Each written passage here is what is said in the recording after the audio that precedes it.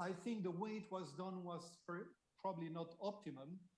Usually you try to telegraph, a little bit, these big changes before you announce that in a Q&A. I think that surprised the markets very much, and I think the ECB has to be cautious on this. We have seen, as you say, tightening of financing conditions, and it has to be contained. ECB talks a lot about optionality, flexibility, but it's really in the direction of hawkish optionality. They talk about watching the spreads, for example, in the sort of normalization process, but they don't say how they're going to do that really. So I think they needed to change the narrative because the persistence of inflation and the concern, number one concerns among citizens, you cannot just be passive, and you have to say something. But I think you have to be very careful so that markets will not overreact, because it's a very different situation from the US, in terms of economic growth, for example. Okay, so Peter, from your vantage point, did Christine Lagarde make a mistake yesterday? I wouldn't say a mistake. I think I would have been a bit more careful in telegraphing, the sort of new narrative. The ECB obviously wanted to communicate to the citizens. I mean, I don't think it was directed to the markets really. It was directed to the people by saying, look, we follow the situation, inflation is persisting, and we care very much. The problem, I think, is that the market took it very badly, and then you had a big reactions there. I think on financing conditions, most governors would think that it's manageable. They're not going to tighten too much. They say it's going to be gradual. The sort of tightening is going to be more very gradual. But essentially, the reason it's very different from the US is that financing conditions are basically determined by bank lending condition, not by capital markets as in the US. And so you have seen the equity prices of banks went up, and the lending conditions remain pretty good, now, and it could even be better, actually. So that's a little bit the gamble that the ECB is making on financing condition, that market's going to be contained, the reaction is going to be contained, including the spreads, by the way. And second, that the banking lending channel is not going to be hit very much. But there are many questions, of course, for the March meeting. Yeah, there are. Can we just dwell on this meeting for a moment longer, Peter? Why the difference? And you understand how the ECB works. You've been in the room. Why the really difference between the statement, which we all expected, like it was a cut and paste statement, and then that huge shift in the press conference? Can you just explain the mechanics of what happened there? I think, I think what Christine Lagarde did yesterday was a fair account of the deliberations of the governing councils.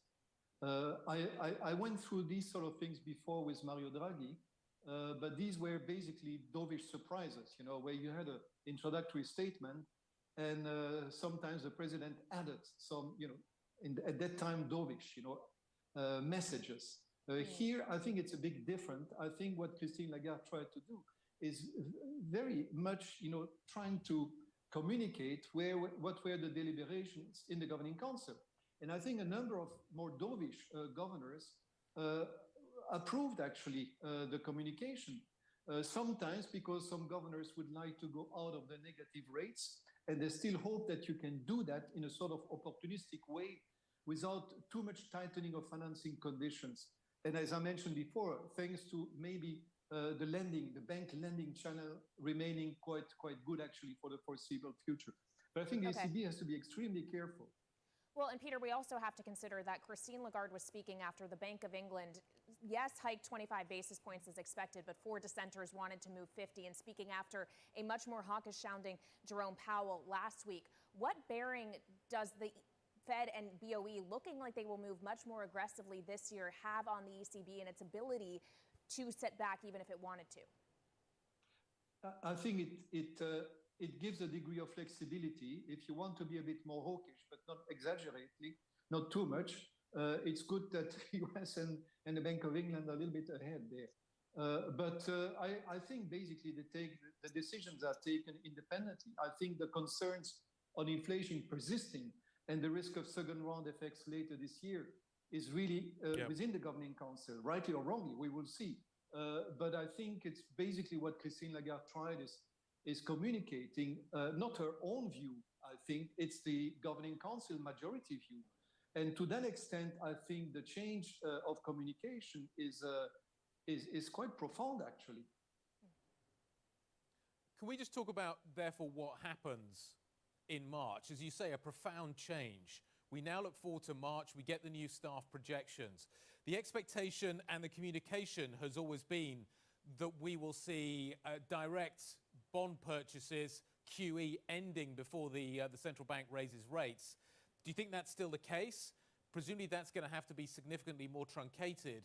What impact do you think, if that is the case, will we see in for instance, the BTPs? You talk about spreads being contained, but I'm wondering how much higher yields in Italy may be if we see the end of direct purchases. I agree with you. I think they have to be very careful in the coming days because the market reaction was very strong, perhaps a little bit unexpectedly by a number of governors. And these things you cannot let go too far. So I think probably in the coming days are going to try to calm down a little bit. But March, markets are going to focus on March. And in March, it's very likely that the new projections will show that inflation in 23-24 will be at about 2%. And that means that, the conditions for a rate hike will be achieved. And so what Christine Lagarde also communicated yesterday, that flexibility means that everything is open.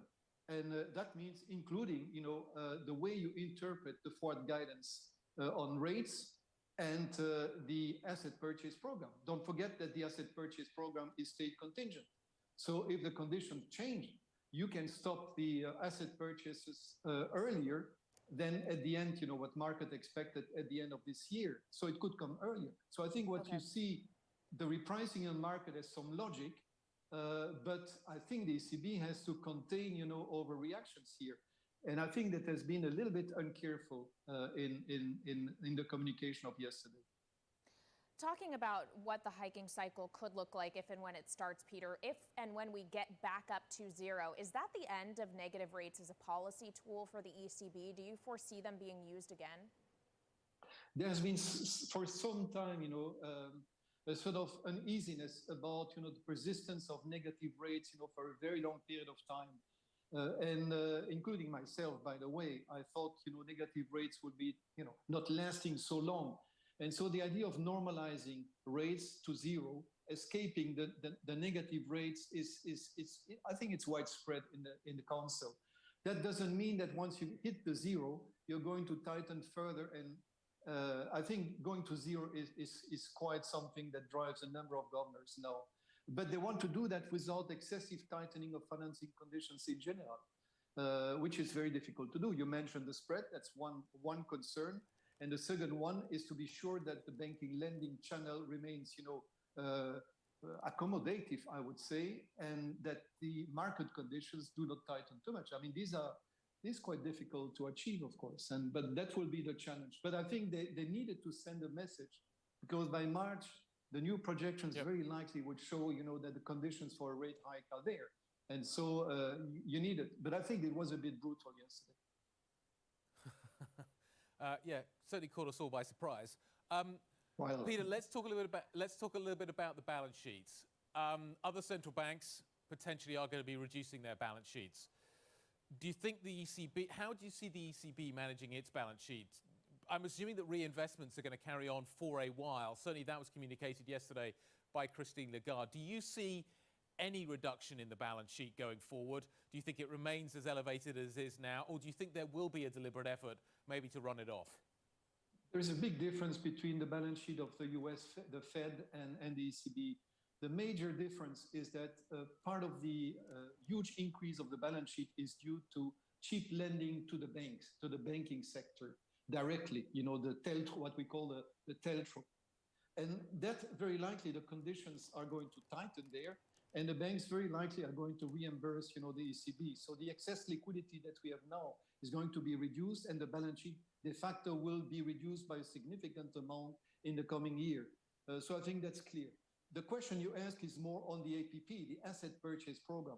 I think here the ECB very likely in the coming months is going to insist, that the reinvestment policy is not changed, so that the PEP, the Pandemic Emergency Purchase Program, the reinvestment are going to continue into 24, and that the APP, huge portfolio will continue to be, reinvested as appropriate. So they're going to try to escape that issue of, what one calls now the quantitative tightening. But there will be some impact, a significant impact on the balance sheet via the TLTRO, the reduction, of excess liquidity, which is due to the TLTRO, the funding for lending. 목표를 정하면 극도의 효율로 전력을 다했습니다. 이것이 메리츠가 게임을 바꾸는 힘. 세상에 바꾸지 못할 것은 없다. 메리츠 화재. The question of the day is a fairly straightforward one. Who's in charge? Who's driving this narrative? Is it the central banks? Or is it the markets? But I think it needs to be a little bit more nuanced than that. I think it needs to be which markets and then which jurisdictions. Because I think if you're looking at Europe, for instance, I think the govie market is more important, certainly when you look at what is happening on the peripheral markets. But credit on both sides of the Atlantic, I think, is absolutely front and center here, and now starting to react. And I think the credit channel is certainly going to be very important for the Fed, less so maybe over here in Europe, where the bank channel certainly dominates. So let's kick this around a little bit. Let's try and figure out exactly what's going to happen and maybe set ourselves up for another interesting week. Christine Aquino joining us, as is Bloomberg's Vince Signorella. Christine, let me start with you and let me pose that question to you. Central banks in charge or markets are in charge? And if we're talking about markets, which markets? Well, Guy, I think it's very much markets in charge, and specifically the short end of the market is the part of the market that's pricing in all these rate hikes. We've seen this time and time again, push central banks into a corner and getting them to respond to it. We definitely got that from the ECB and BOE last week. Definitely more aligned with the markets when it comes to a more hawkish sort of path for policy moving forward. And, that's filtering through to the rest of the markets today, particularly in the periphery where we're seeing Italy and Greece under fire specifically today because of the aftermath of the ECB shift to a more hawkish regime, for instance. All right, Vince, do you agree with that take? And if so, where else are you seeing it other than the bond market? Yeah, I totally agree with what Christine is saying, and thankfully it is the markets leading. When central banks lead, we tend to see mistakes because their forecasts, unfortunately, are not very good. And we've seen this before with the Fed, where they raised 4 times, only months later to have to cut 4 times. Because they anticipated too much inflation, and then growth slowed and they had to come back and ease again. I think this is really positive that the markets are leading.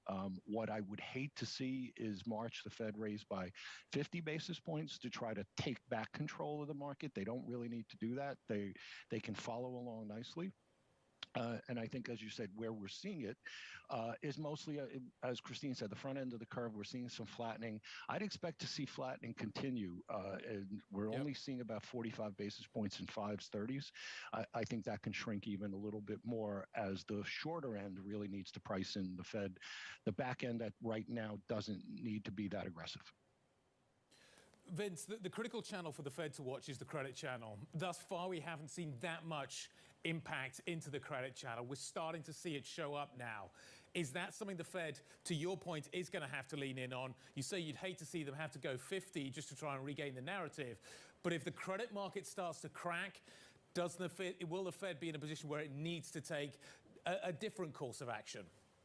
Well, I mean, hopefully the crack will be a small crack.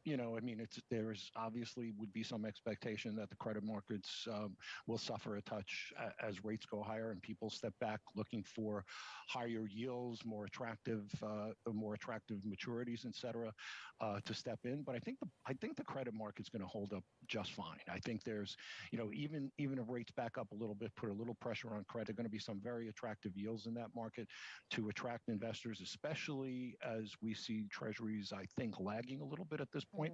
We've had a huge move in 10 years up above 1.9%. I don't feel like that has a lot more to go at this point.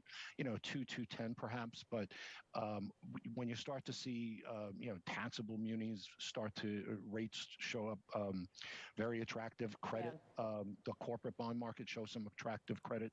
I think that will bring investors to the market and keep the credit markets in balance.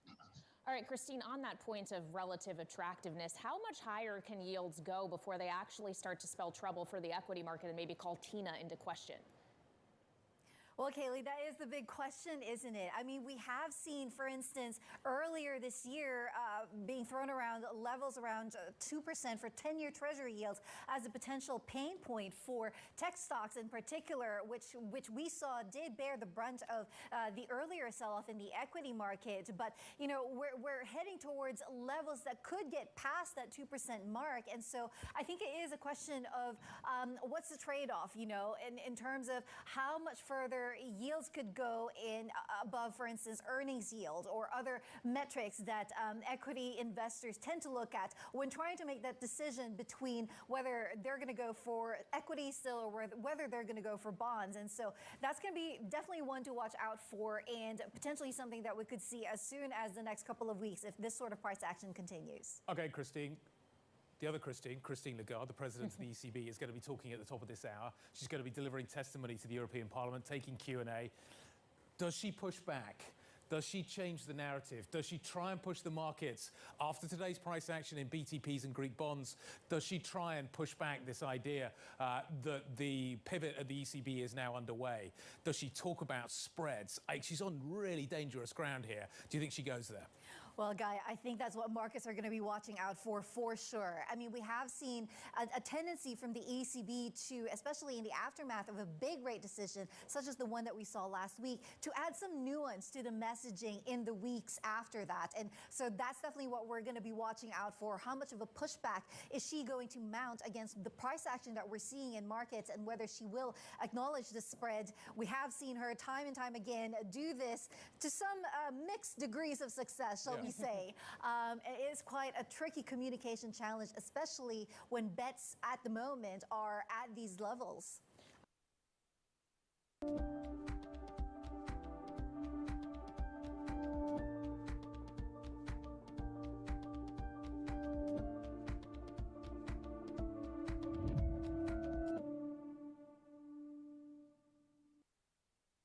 A rate hike will not occur before our net asset purchases finish.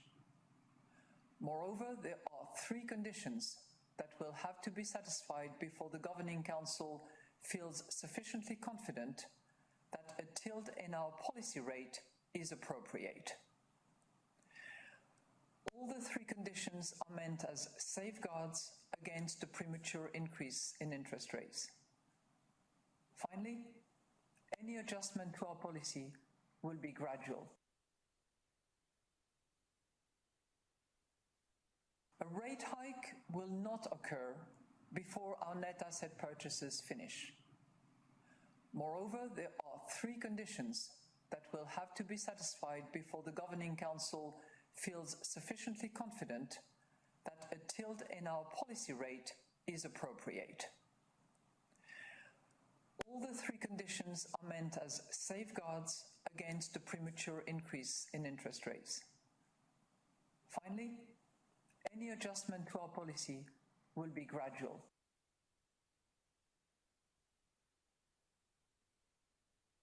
We will be very faithful to our sequence. We are still conducting net asset purchases. We will stop the pandemic emergency program net assets in March, and then we will look at the net assets under the APP. So don't assume too much in terms of immediacy of hikes. We will not be complacent, but we're not going to be rushed into a process. We will follow the sequence that we have set for ourselves. We will verify the forward guidance criteria, and we will be gradual in whatever we do.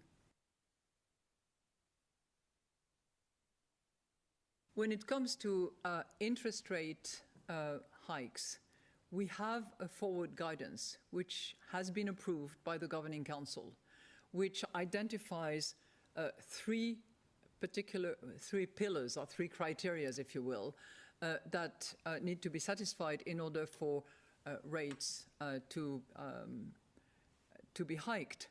And I don't want to insult you by repeating those three criteria, but I will, actually. So we have the inflation at target, which is 2%, well ahead of the projection horizon. We have, second, the durability, so that we see it staying at target until the end of the horizon. And third, we need to see underlying inflation that is sufficiently strong to determine progress towards target. So we will apply these three criteria at each and every step of the way, and we will determine if and when they are satisfied in order to possibly hike rates. But don't forget that we also have a sequence. And the sequence is that we will not hike rates until we have completed net asset purchases. So I think, what comes first comes first. We have to look at net asset purchases. We are conducting a step-by-step glide of those net asset purchases. We will determine in March what is the assessment, what on the basis of the data that are then available, and we will see what pace, what speed, what amounts we will apply to this net asset purchase programs for the rest of 22.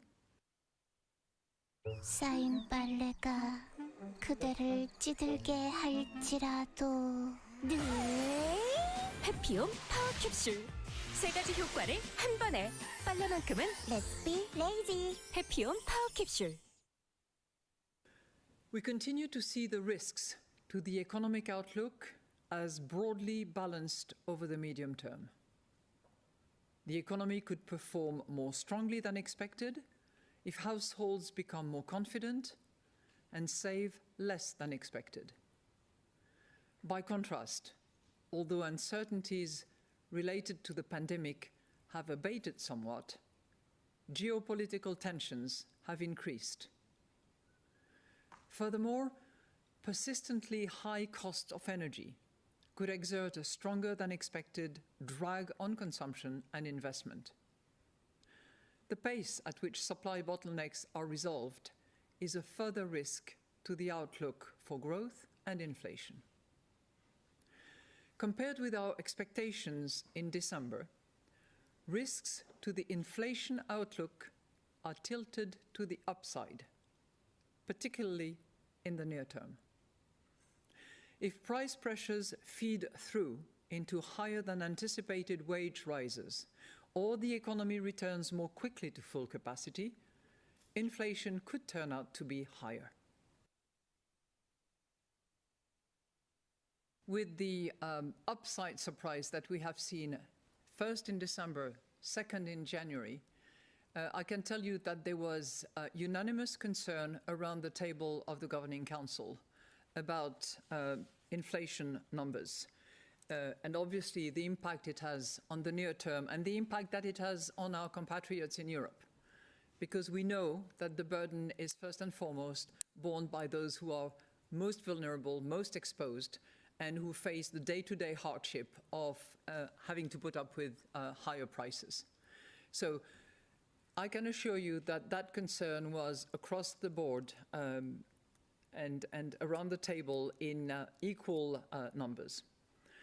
So we had a very thorough and in-depth discussion about inflation precisely. And we're focusing on the latest information we have, but also the impact that it will have on our medium-term outlook. And that is clearly something that will be examined in more depth at the time of our March Governing Council meeting, when we produce more projections, which we have not on this occasion, when we can harness all the latest data that we have, where we can also have more information about the job markets, about wages, and where we can really analyze in depth what the impact is on our medium-term projections. We are all driven by the same mandate, which is price stability. And we are all concerned to take the right steps at the right time. And I think there was also a concern and a determination around the table not to rush into decision unless we had proper and thorough assessment based on data and the analytical work that will take place in the next few weeks. 내가 참을성이 좀 없는데. 그래서 준비했죠. 부족한 건 또 못 참지. 차고 넘치죠. Peter, great to have you on the show. Thank you very much indeed for your time today. We always appreciate it. The market is now pricing in 2 rate hikes from the ECB this year. That would take the deposit rate back to 0. How realistic do you think that is? I think it's a possibility. There have been 2 major changes in recent days, actually. The first is when you watch TV, the prime news, inflation is the #1 concern in the population among citizens. So that's a commonality with the United States. I think that the economic situations are quite different between the US and Europe, but there is one common thing, it's inflation. Every day you see that, even before COVID now, and before Ukraine or Russia. So that's the first thing. The second thing is when you look at the forward, that's more technical. If you look at the forward guidance on interest rates, I mean, it's very likely that the 3 conditions for hiking rates are going to be attained very soon. I mean, probably the March new projections will indicate, there's very high probability that the 3 conditions will be fulfilled. So I think the ECB started to rush in the communication. I think the way it was done was probably not optimum. Usually you try to telegraph, a little bit, these big changes before you announce that in a Q&A. I think that surprised the markets very much, and I think the ECB has to be cautious on this. We have seen, as you say, tightening of financing conditions, and it has to be contained. ECB talks a lot about optionality, flexibility, but it's really in the direction of hawkish optionality. They talk about watching the spreads, for example, in the sort of normalization process, but they don't say how they're going to do that really. So I think they needed to change the narrative because the persistence of inflation and the concern, #1 concerns among citizens, you cannot just be passive, and you have to say something. But I think you have to be very careful so that markets will not overreact, right? Because it's a very different situation from the US, in terms of economic growth, for example.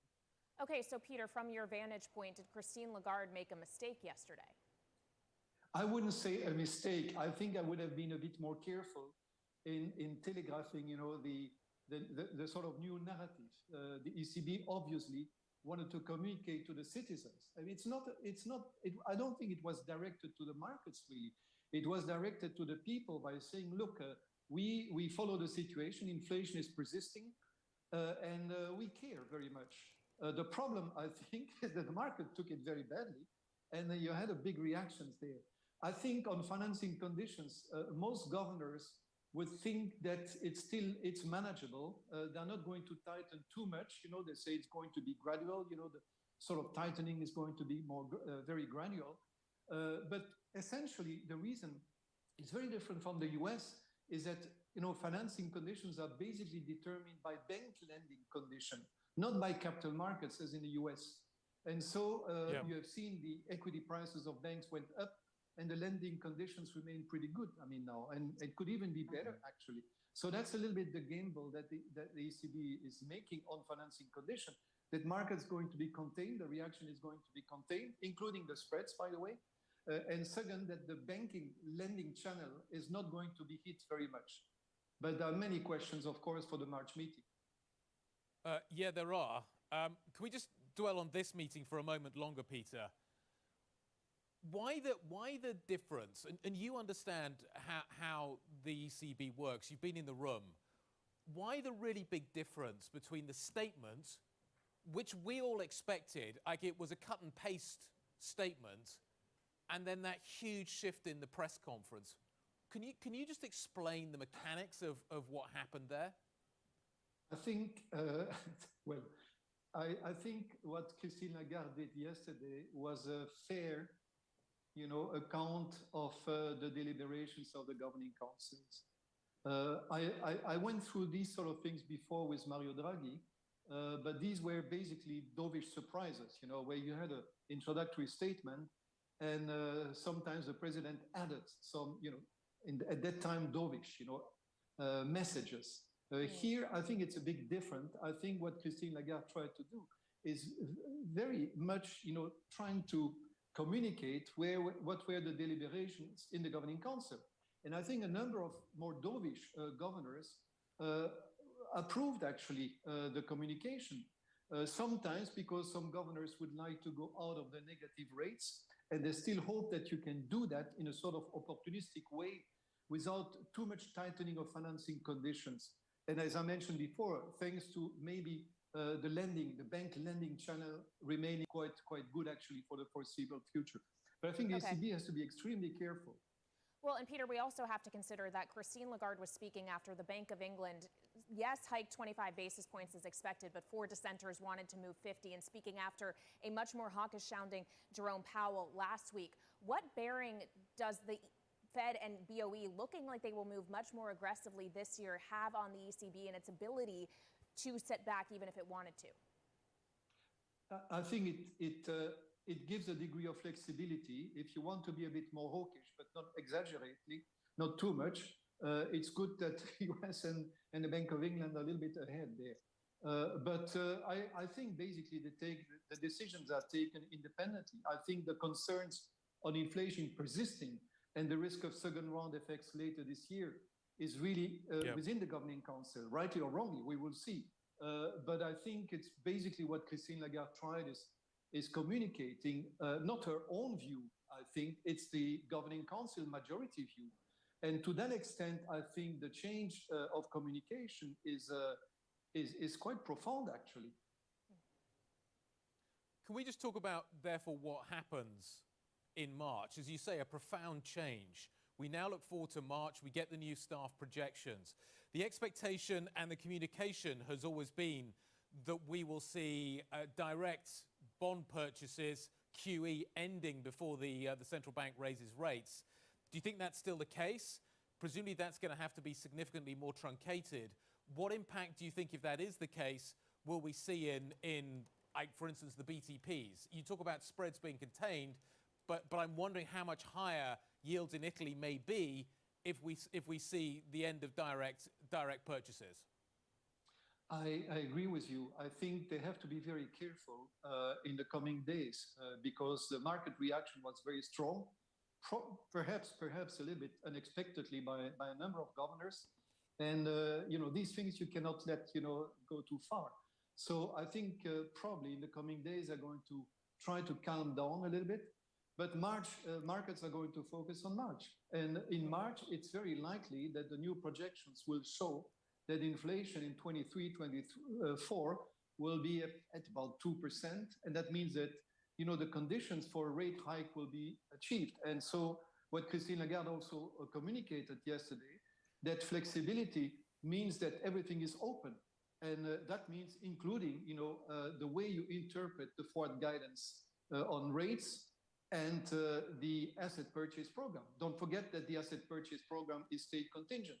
So if the conditions change, you can stop the asset purchases earlier than at the end, what market expected at the end of this year. So it could come earlier. So I think what you see, the repricing in the market has some logic, but I think the ECB has to contain, overreactions here. And I think that has been a little bit uncareful in the communication of yesterday. Talking about what the hiking cycle could look like if and when it starts, Peter, if and when we get back up to zero, is that the end of negative rates as a policy tool for the ECB? Do you foresee them being used again? there's been for some time, a sort of uneasiness about the persistence of negative rates for a very long period of time. Including myself, by the way, I thought negative rates would be not lasting so long. And so the idea of normalizing rates to zero, escaping the negative rates is I think it's widespread in concept. That doesn't mean that once you hit the zero, you're going to tighten further. And I think going to zero is quite something that drives a number of governors now. But they want to do that without excessive tightening of financing conditions in general, which is very difficult to do. You mentioned the spread. That's one concern. And the second one is to be sure that the banking lending channel remains, accommodative, I would say, and that the market conditions do not tighten too much. I mean, this is quite difficult to achieve, of course, but that will be the challenge. But I think they needed to send a message, because by March, the new projections very likely would show, that the conditions for a rate hike are there. And so you need it. But I think it was a bit brutal today. Certainly caught us all by surprise. Peter, let's talk a little bit about the balance sheets. Other central banks potentially are going to be reducing their balance sheets. Do you think the ECB? How do you see the ECB managing its balance sheet? I'm assuming that reinvestments are going to carry on for a while. Certainly, that was communicated yesterday by Christine Lagarde. Do you see any reduction in the balance sheet going forward? Do you think it remains as elevated as it is now, or do you think there will be a deliberate effort maybe to run it off? There's a big difference between the balance sheet of the US, the Fed, and the ECB. The major difference is that part of the huge increase of the balance sheet is due to cheap lending to the banks, to the banking sector directly, the TLTRO, what we call the TLTRO.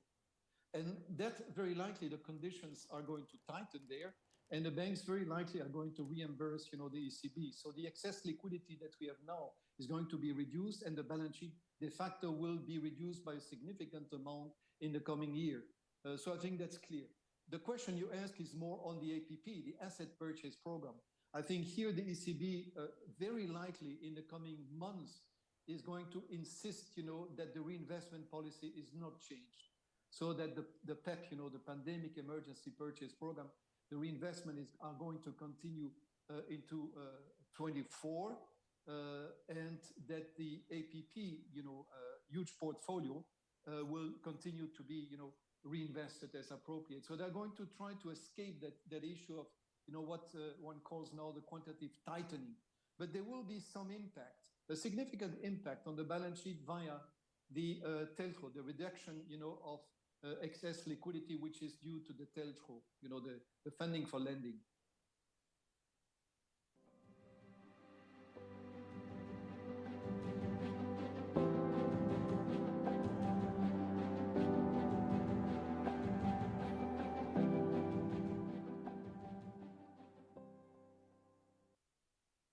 This is not a huge surprise in terms of not being changed, and also not necessarily wishing to gun it with respect to its PEPP, its Pandemic Emergency Purchase Program. They did say that net buying will end in March. This is as expected. Key will be how much they adjust their tools to buy ongoing assets going forward after March, and that I think is what we're going to get from the press conference. They also, interesting to see whether, in your words, they're going to change the story around inflation. We have seen a very changed story from the Federal Reserve and the Bank of England. Do they join in? Let me explain this, folks. We look at the Bloomberg, which is world class. You go NI-Fed, NI-ECB, NI-BOE, and you get the dump. And the answer, Lisa, is the headlines look different because Draghi allowed them to put a timeline on it. They've got PEPP out to the end of 2024. And I love the idea of the headlines here, Lisa, that they need to wait for 2% inflation. And they said inflation may moderately exceed goal for transitory period. There it is. They're still using the word transitory, in stark divergence from the Federal Reserve and from the ECB. We are driven by data, and we will be reviewing next March, next June, next September as we receive updated projections. We will reassess. And as it says very clearly in the statement as well, we will adjust in either direction, depending on the data that we receive. But suffice at this point to indicate that under the present circumstances, as I have said before, it is very unlikely that we will raise interest rates in the year 2022. That still stands. But we have to be very attentive to what data tells us, and we will do so at each and every monetary policy meeting, and even more so when we get regular projections that are either ECB only or ECB and all national central bank projections. There's nothing that I'm seeing in these fundamental factors that leads me to think that this is a long-term change in inflation or inflation expectations. We are seeing pressures that are real, but most of the evidence in my mind seems to be that they're going to be temporary, even though they are real and people are having to pay it. But the challenge is if we overreact by saying, let's just change the path of monetary policy to try to deal with a one-time effect, that could lead to a worse long-term outcome for the economy. Continues and supply bottlenecks unwind, we can expect the price pressure on goods and services to normalize gradually. As a result, we still see inflation moderating in the next year, but it will take longer to decline than we had originally expected. Raising interest rates isn't going to, I'm afraid, supply more gas or isn't going to supply more computer chips. The risk for us is that we also see that in this recovery, the output gap is now, approaching being closed, and the labour market in particular looks tight. And that's the big issue at the moment. At Barclays Corporate and Investment Bank, we're powering possible for clients, providing real results, creating sustainable advantages, turning threats into opportunities. Barclays Corporate and Investment Bank, powering possible. On a week ahead, and what a week ahead it is. The Federal Reserve kicking things off, followed by the ECB and the Bank of England. The big conversation is very much about liftoff. When do we get that liftoff? What's the sequencing of the whole thing? And then what are the limits of that effort to raise interest rates? Joining us now is Jill Carey-Hall, Greg Peters and Patrick Palfrey still with us. Greg, I want to come to you on sequencing, and then I'll come to you on the equity market. Jill, thank you for being so patient with us. Greg, the sequencing here, is that confusing to you from the ECB? Just want a fish line, no, slightly hawkish, maybe very, very contrarian, should consider him an outlier. Would it be complex to say we'll continue doing QE, but you know what, let's hike interest rates? Yeah, I mean, it doesn't make much sense, clearly, but it speaks to just how the communication is so varied and so confusing across the board. And so you're having a lot of rhetoric coming out of all central banks, and it's giving mixed messages. And more importantly, what you're seeing is just dramatic shifts. What the market's like is consistency, right? Not dogmatic, but consistent. And what we're seeing happen by central banks today is radical shifts, right? You've seen it with the BOE earlier this year. You saw it with Powell last week. And so I just feel like this added rhetoric coming out of global central banks is just a vol event, honestly. It's very difficult to understand. You consider it a vol event, other people consider it to be much more material, something that's going to be living with us through next year. Morgan Stanley's Ellen Zentner saying this, we now expect, in fact, this is from Bank of America, we now expect the Fed to end its QE program in March. We still expect liftoff in June, but March is in play. Jill Carey-Hall, I wanted to come to you on that Bank of America quote, because I know that you are less constructive on the equity market. You think Tina is facing a massive threat right now because you believe this central bank has to hike. Yeah, we're only forecasting a flattish market through next year. We have a 4,600 year-end target on the S&P 500, and you have the Fed tightening into a overvalued market. You have very bullish equity sentiment. You have earnings growth slowing to trend. We actually think dividend growth will be better than earnings growth next year.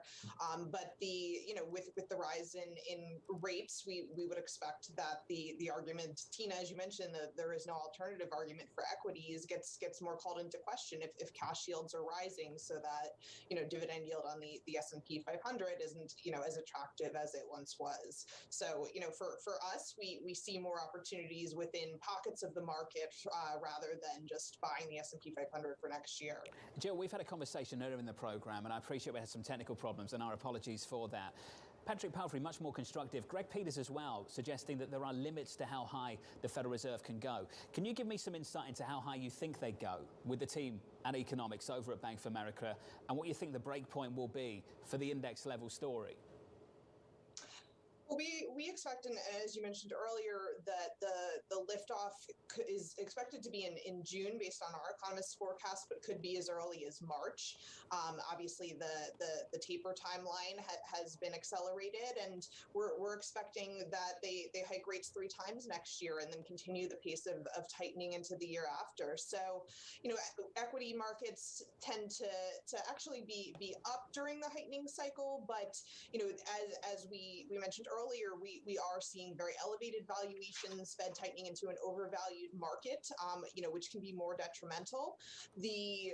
For small caps, which is an area that I cover, we also do tend to see rather lackluster returns once the Fed starts tightening. So that is one potential risk. But I think one of the big differences today is that small caps are actually trading at a pretty hefty discount to larger stocks. So it's actually the only tightening cycle that we're heading into besides 1999, where smaller stocks weren't expensive versus larger stocks. So potentially one difference in going into this tightening cycle. 빌딩 숲을 떠나 진짜 숲으로 가볼까요? 바람을 느끼며 앞으로 나아가고 새로운 나를 찾는 순간. Welcome to Mountain. Welcome to Millet. Jane, you mentioned briefly the euro. I want to certainly dwell on your thoughts on the euro now. How much downside to the euro is there based around COVID-19 this winter, do you think? Well, to be honest, I think there's probably a fair amount of news in the price. I think it can still go further lower, but I think the market has priced in a fair amount, particularly over the recent days. I mean, if we look at euro-dollar particularly, when we broke below that 115 level, we really did see the downside really beginning to accelerate. So I think in the last week or two, we've seen a lot of that bad news coming through. But of course, what we don't know is how much worse the restrictions are going to get with respect to COVID-19 in Europe over the next few weeks, perhaps this side of Christmas. And I think that is going to really determine whether or not we really need to price in more bad news or whether we can remain stable. Now, we do have an ECB meeting coming up in December. That is always going to be an important meeting, and speculation is beginning to emerge that will the ECB, as indicated previously, be able to let its emergency pandemic program elapse in March, or will that really throw the timetable out of the water? So I think that's the news the market's got to get to grips with in the next few days. Jane, you talk about that ECB meeting, but do you think it can really buy the currency? I understand and appreciate the idea that a lot of the bad news in COVID is probably in the currency now. But what's the catalyst for buying the euro here? Like, why, as an investor, would you look to go long the euro? And I'm not just talking about euro-dollar. I'm talking about euro against any other currency. Well, I'm no particular fan of the euros, and I think this is probably what many investors are trying to gauge. I mean, if you look back a year ago, the market was very long the euro, and it wanted to carry on being long the euro well into this year. So what we've seen really since the second half of this year, since around about June, is a real capitulation in a lot of those euro longs, and the market really coming down now to a negative position. Now, I think if we want to begin to see that the market pulling up those long positions again, we've got to see those signs of growth. And I think we've got to focus on the German economy. We've got to perhaps even focus on the Chinese economy, given that Germany's big export partner is China. So we need to look for signs of growth and signs of recovery. And as you sort of imply right now, there's not a lot of those. Jane, has anything you've heard from the Bank of England over the weekend changed your view at all about what happens in December? It seems that the meeting's still live, but a lot of commentary coming from the Bank of England over the weekend or on Friday and in the Sunday papers.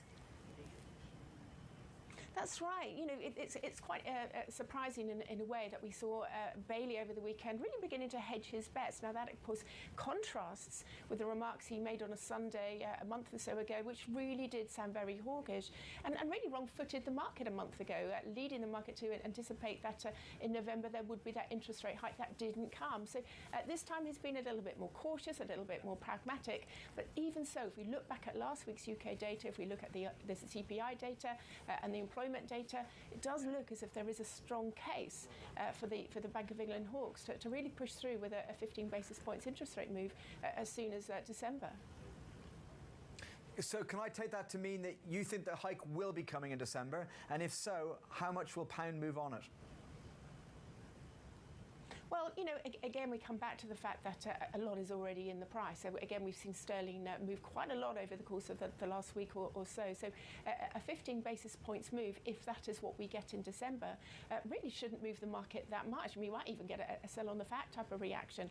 And I think whether or not we get a sell in the fact reaction in December, if we do get that hike, really does depend on the guidance. Is the market overpricing the amount of interest rate hikes from the Bank of England in 2022? Well, quite possibly.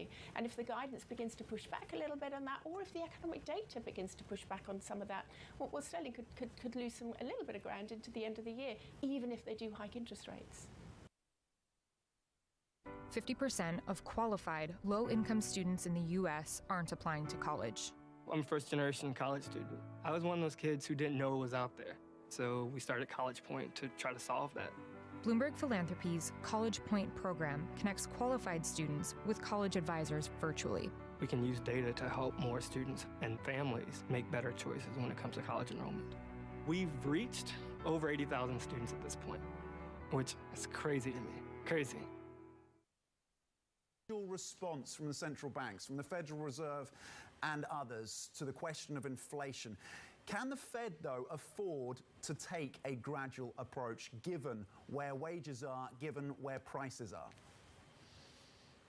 Good morning. Well, when we look at things, I think at this point it's important to take a step back, take a good breath and look at the situation. And what we're seeing for 2022 is really, the pandemic finally ebbing, better operating environment for companies. We're seeing demand destruction, consumer sentiment coming down because of the bout of inflation. We are also going to have base effects that are going to come into play, especially in the second half.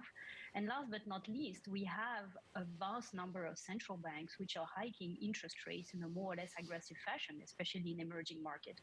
So putting all this together, we feel that the market is probably underestimating the cumulative weight of all this on the inflation picture as we, go through 2022. We know the first quarter is complex. That was in the card already a long time ago, and therefore it would be, ill-advised to go so aggressively. Geraldine, yesterday, good morning, first of all, we had a good conversation with Philip Hildebrand, and he was saying, look, interest rates are not going to help the kind of inflation we're dealing with because it comes from a supply crunch. Here he is. Monetary policy is not at all the only game in town here, no longer. And I think that's very important. You can raise rates more aggressively, but that's not going to ease the supply constraints that are the underlying cause of this higher inflation. Geraldine, do you disagree with that, or actually could we see a big policy mistake because of it? No, I think I completely agree with that. I mean, there's a combination of factors. Of course, central bank got it wrong last year, but who knew there would be a Delta wave and an Omicron wave? This one you would have needed a crystal ball. We definitely see the operating environment getting better into 2022. Shortages have peaked, and therefore the picture, into 2022 is going to ease when it comes to inflation. And as I said, there's also, a massive fiscal withdrawal as well in most countries, in particular the US, 6% of GDP. So to cut a long story short, the pendulum has swung from, no hike as far as the eye can see to the situation now when the market is probably going over its skis when it's come to thinking that it needs so much hiking and the situation is out of control. Okay, so the market's a little over their skis on this. The balance sheet, though, is also a prospect for this year. Does it complement the rate hikes or does it replace them? And what would quantitative tightening mean for the bond markets? So the view there is that because there's so much excess liquidity in the system, in the beginning it probably doesn't bite that much. Eventually probably has a bit of an impact, especially because it might steepen a little bit the yield curve. So altogether, of course, this would be equivalent to some tightening, but maybe not that dramatic. What would be, Geraldine, the most dramatic thing that you could be invested in right now? Are you expecting some kind of correction on something quite big that the market's not pricing in yet? I think the market's gone a long way into pricing things, and now, of course, the thing that is on most people's mind are geopolitical tensions. And in those moments, hard to take a view. These things are always in the balance. That could, of course, bring volatility. But in general, we think that the volatility that we are encountering at the moment is not synonymous of risk, but rather opportunities, because the broader picture, the medium-term outlook for the year of 2022 remains unchanged, and it's a pattern of slowing growth, however, a growth that remains above potential. How are you positioning in the sovereign bond space and the corporate bond space, and where are you trying to find spreads that really return give decent returns and have that risk return level that is going to align with what you're looking for?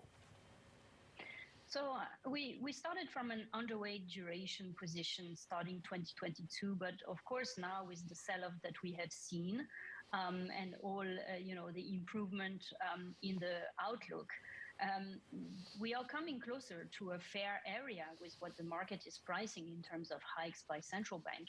So getting closer to fair is not like a bang the table right here, right now, but certainly coming into a zone where fixed income is becoming more attractive. When it comes to spread and credit, it's all about selection.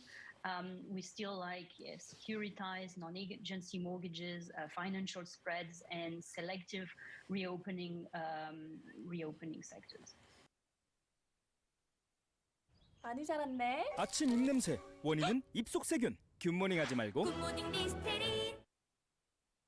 A number of questions, of course, on some of the longer-term trajectory, what we do with inflation, and whether it means that central banks will be taken on the back foot. But overall, what do you see as correlation between what central banks should worry about when it comes to asset prices? Are they just mismanaged at the moment? Good morning. Thank you for giving me the floor.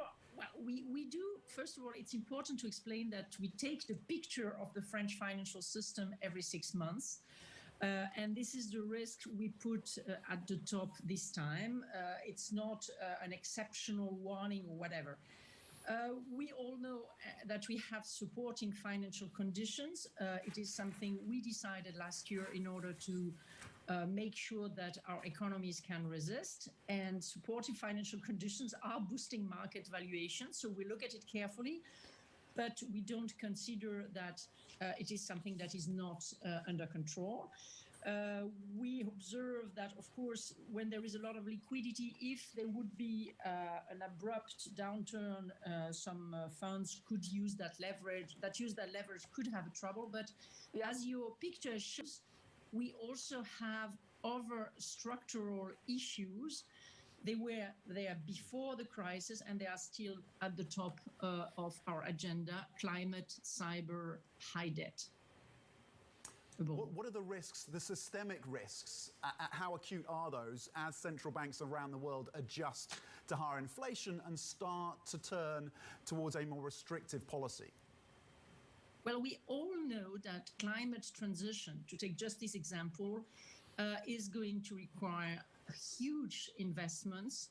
And of course, the price of some assets will be changed through all the transition from a carbonized economy to a greener one.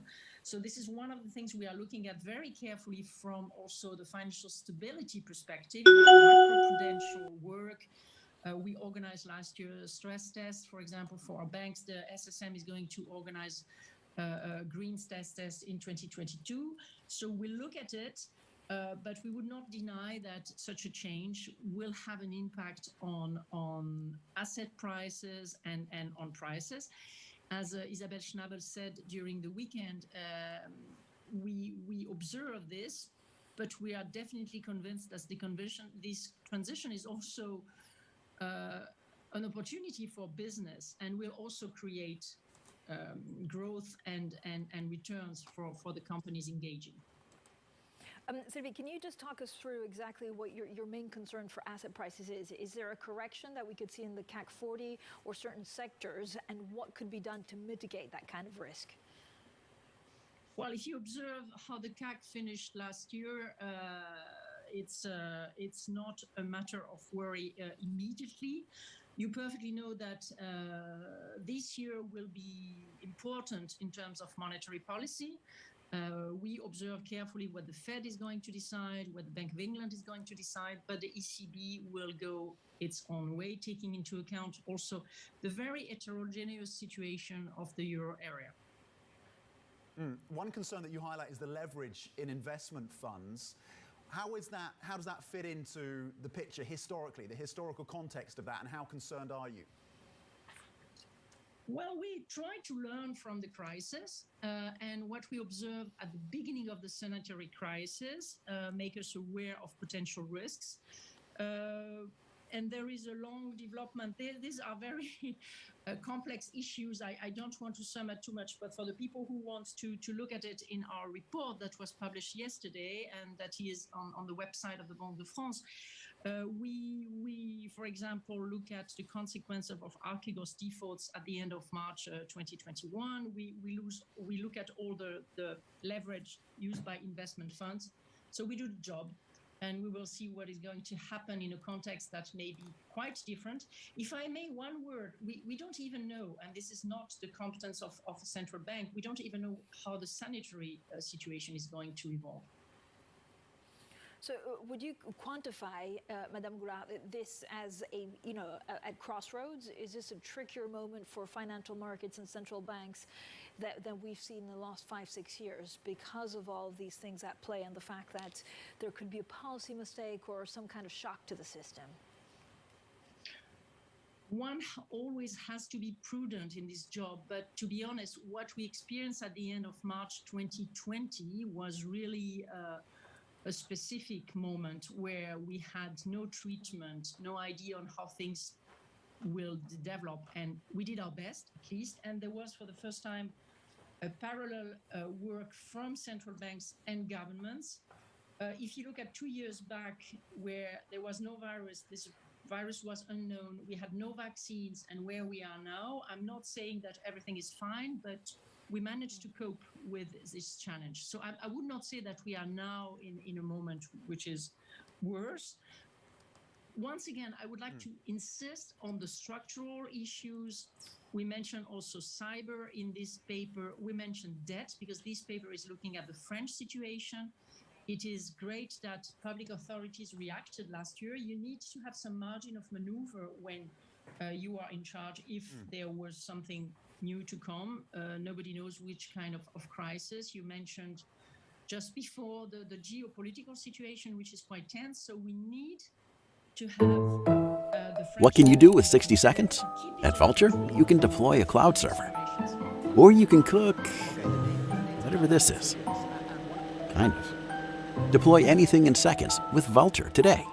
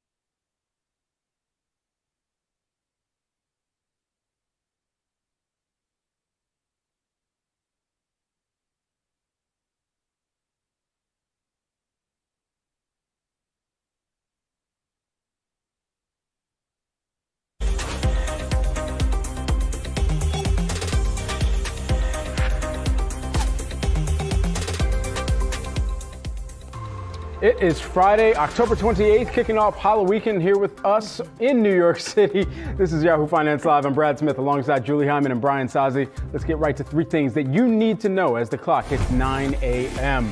Mixed action in the futures this morning after key inflation data and some brutal earnings from Amazon. They're adding to the already pressured NASDAQ.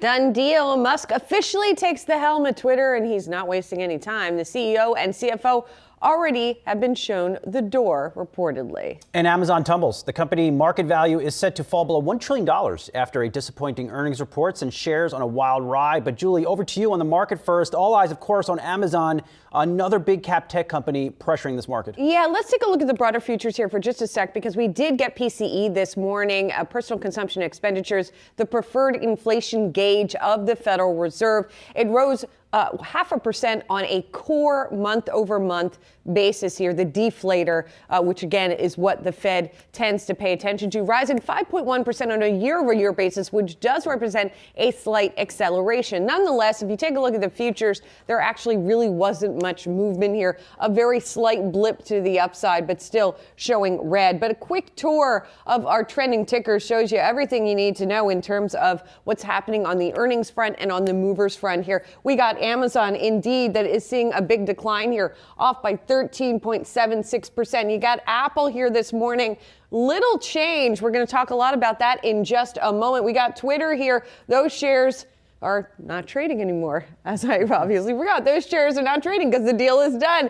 Intel shares up about 5.5%. We're going to cover that in just a little bit. And ExxonMobil and the oil majors, Chevron as well, reporting record profits in the case of Exxon. RIP Twitter stock symbol. All right, Elon Musk has officially completed his $44 billion takeover of Twitter, declaring the bird is freed on his own Twitter account. Several executives, including CEO Parag Agrawal and CFO Ned Siegel, have reportedly been let go. Joining us to discuss is Yahoo Finance's Alexis Keena. Alexis, wow. Coming out of the gate hot here is Elon Musk, right? Wow, just wow. Yeah, so as Julie said, stock now suspended. It will be delisted today, preparing to delist right now. It ended up closing the stock at $53.70, so just shy of that $54.20 price tag that Elon Musk is paying. But now come the questions, and you raised one of them already, which is, who will run Twitter now that it's a private company? You had 4 top executives already let go. The CEO, Parag Agrawal, CFO, Ned Siegel, head of legal policy, Vijaya Gadde. She's the one who's been controversial. She banned President Trump. That was her decision. Also banned political ads on Twitter, and also had blocked that New York Post story that Hunter Biden had arranged a meeting between his father and Ukrainian businessmen. Also, Chairman Brett Taylor also gone, or has at least changed his LinkedIn profile as of today. So who's going to be running the show here? That's a question we want answered. There are more. What's the cost to let these now fired executives go? And there are probably others, at least as far as those 3 employees that we talked about. Under the merger agreement, they are entitled to more than $200 million in compensation. They own their own stock already, right, which Elon Musk will be paying for in this deal. Plus, in the merger agreement, they have golden parachutes. That's accelerated vesting of stock worth about $120 million between those 3, plus they get a year of salary. Sounds like a promotion, benefits. Alexis. This is great for them. It's this great. Is amazing. I bet they walk out and they're very happy. So some people saying maybe they're disappointed, but I'm guessing no, that might not be the case. But another cost that could hit Elon Musk's bottom line that I'll definitely be watching is whether the U.S. government will want to do some sort of investigation, a CFIUS investigation, into the foreign assets that are helping fund this deal. That could still happen, right? These types of investigations don't have to come before the merger closes. So certainly that's one aspect that could be coming in the future, though the White House has so far said that that's not the case right now. And so with all of this culminating to this point in time, it's a question of who else he's going to bring in as well. We know that the board of directors, whoever he selects, is not going to receive compensation later on down the line, too. So there's compensation of the people going out the door, plus what is going to potentially take place when he finally does put together his team of people as well. Yeah, and look, he's not really under any obligation to form any particular board per se. So we don't know. There are just so many questions swirling around. There were lots of text messages that were exchanged between Musk and his business associates, his friends, some of them, about who would take the helm of Twitter if he did take it private. But we'll just wait and see. Those were all just speculation and kind of texts going back and forth that were revealed in the litigation. And in terms of what Musk is going to do, one of the big questions, of course, is will Donald Trump be invited back to the platform? Yeah. I guess the second question is, will he accept? He has said he wouldn't, but he says a lot of things that then he changes his mind on. And then there's the question of the banning and shadow banning. Interestingly, Musk in the past hour or so replied to a user on Twitter who said that they were shadow banned, right? This is the practice allegedly under which if you search for someone, they don't come up immediately, the right? algorithm doesn't And exactly. Yeah. And Musk said he was going to be digging into this today.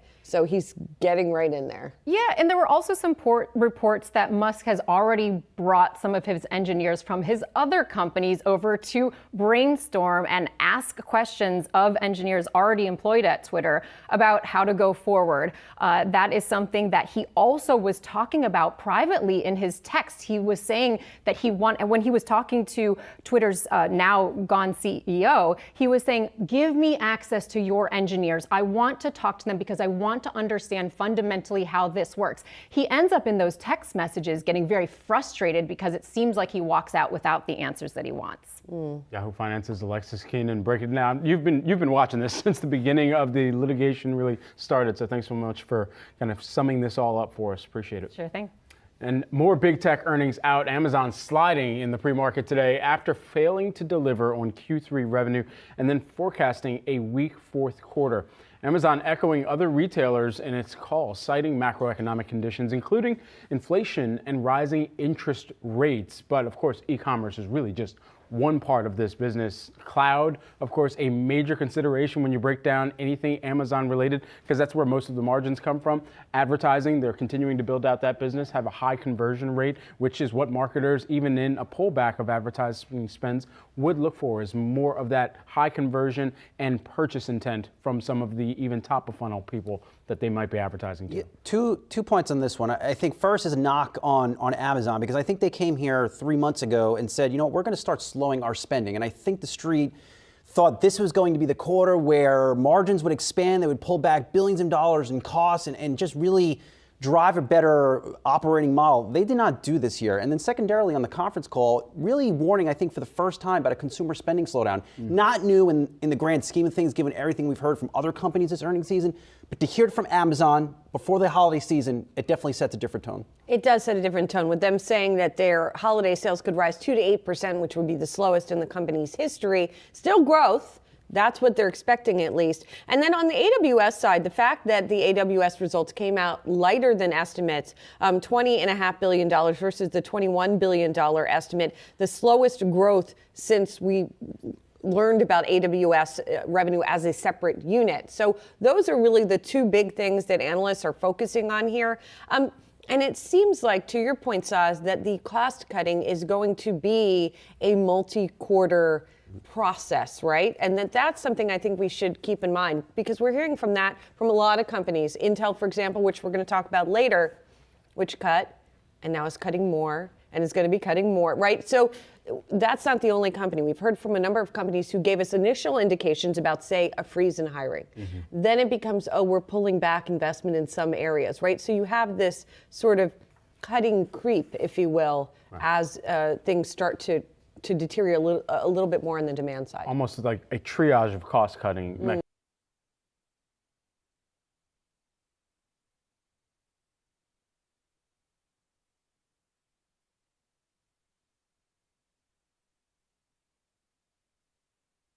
Half of 1%. It reported record revenue in the fourth quarter. Like others, though, Apple talked about currency headwinds weighing on profits. And there were two main areas of disappointment when it came to Apple. One was in iPhone revenue, which came in up 9.7% year over year, but was slightly short of estimates. And services revenue, which, as we talked about yesterday, is really the area that the company has touted as being its big next phase, coming in at $19.2 billion, give or take, versus the nearly $20 billion that analysts have been projecting. iPad revenue came up a little bit light too, but really those two other areas are more important.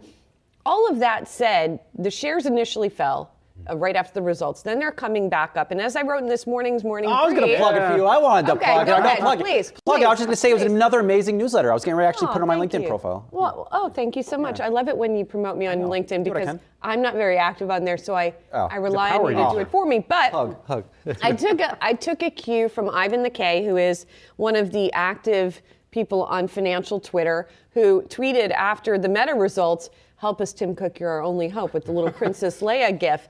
And, Apple delivered but didn't deliver right. In other words, the Apple results were mixed. They were relatively strong enough, but not enough to sort of salvage the whole tech earnings season and reassure investors. And you know what the amazing thing is here? After all these bad reports, the street is sticking with these stocks. Buy ratings on Amazon this morning. Buy ratings reiterated on Meta yesterday. Buy ratings on Apple. You're seeing estimates cut down, but there is still a belief that even in a potential recession next year, these companies will be growers. And so far, that thesis this year has been really wrong. All these stocks have been hammered. Well, it's kind of like looking at the best apple out of a bad bunch, too, because if you're thinking about who is the most resilient, it's the companies that have strong cash flow, balance sheet. Apple has had a cash hoard that they've been able to tap for years now. And so in a time that is as uncertain as where we're sitting right now and seeing other companies talk about that macroeconomic uncertainty, Apple is one that can tap into that cash hoard without depleting all of it, perhaps continue to dwindle down some of the underperforming segments based on demand. The demand weak for iPads right now. That's why we saw that fall year over year. So that was a weak segment. Services, people are probably still going to buy into that. It's just how much they continue to layer onto the services that they have existingly. And then on the demand for iPhone, which that was still 47% of their business in the net sales for this most recent quarter, and 60% of the overall product sales was the iPhone. They talked about that on the call. They're going to have some supply constraints with regard to the demand for the iPhone 14 generation. So all of that considered, I think Apple still has the kind of best opportunity to actually show growth, even if it is slowing a little bit right now. I mean, $90 billion is this company's revenue in a quarter, in a single quarter. So to your point, Saz, yes, the stocks have tumbled, so the bet has been wrong in that sense. But I don't think anyone's arguing, even the bears, that these companies are in a now long-term secular decline, right? In other words, maybe they're not growing at the same pace. Maybe some of them even contract a little bit. But these are part of the fabric of our lives. So while the stock bets might not be great for a little while here, these companies aren't going anywhere. Yeah, if you're doing your analysis, so if you stack up these quarters this week from Meta, from Apple, and Microsoft, it's Apple probably almost in the vibe of your newsletter with the best quarter because they're not necessarily exposed to that volatile ad market. Apple's quarter, by and large, was pretty good. And the stock, I guess, is reflecting that, especially on a relative basis. All right, there's one more news item that we have to bring you here that's a developing story. Nancy Pelosi's husband, Paul, was attacked in the couple's San Francisco home early this morning. In a statement, the Speaker of the House said Paul is expected to make a full recovery. He's at the hospital. The Speaker was not in San Francisco at the time. The suspect, according to the statement, is in custody, and that person's motivation is under investigation. We'll keep you posted. Coming up, our next guest says investors have remained disciplined and diversified amid market volatility. We'll discuss some investment trends next.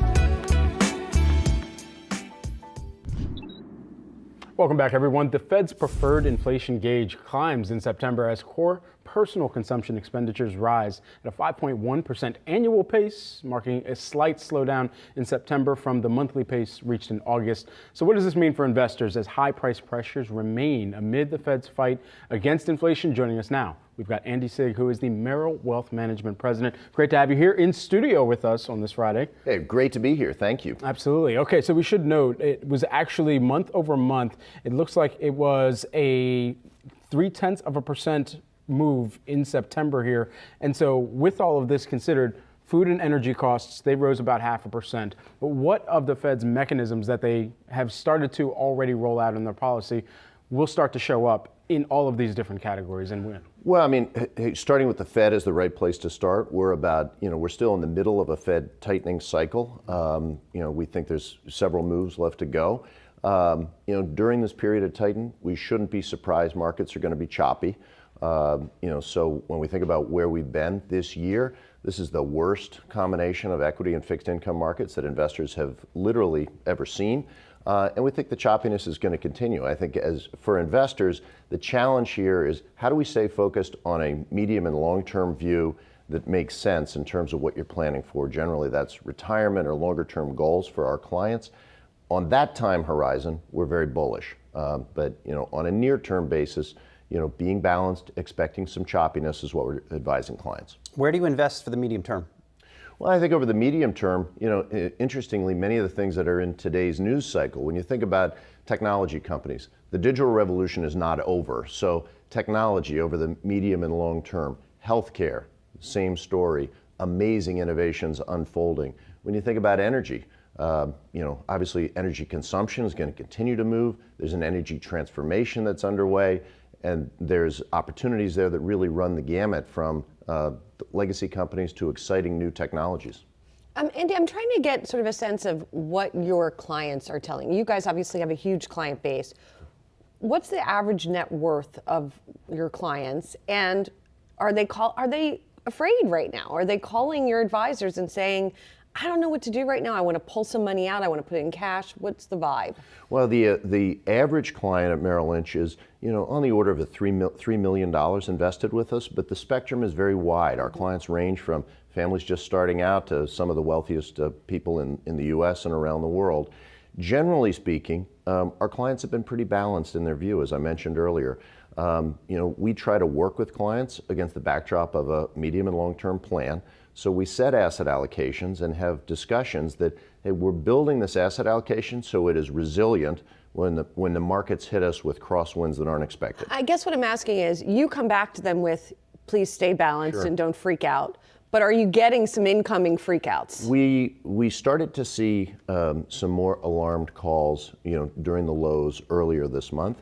But when you think about prior periods, the great financial crisis in 2008, when you go back to the tech crisis back in 2001, we've not seen unsolicited sell orders coming in from clients at a high level. So in many ways, this has been reason has been able to keep emotions in check, despite the kind of action we've seen in the market. Mm-hmm. Are there clients, though, the most affluent ones, that are taking money off the table and saying, you know what, we're just going to kind of hold this off to the side for ourselves right now and then re-engage later on when it feels the most comfortable? What we've seen clients doing in many cases, some of the most sophisticated clients, they have been raising capital. Sometimes they've been doing that actually, through credit facilities. So they've been trying to make sure they have some dry powder, so to speak, to move in and pursue opportunities. And so many of our clients, they either borrow against their securities portfolio or are borrowing in other ways in anticipation of moves going forward. Now that's advice that we deliver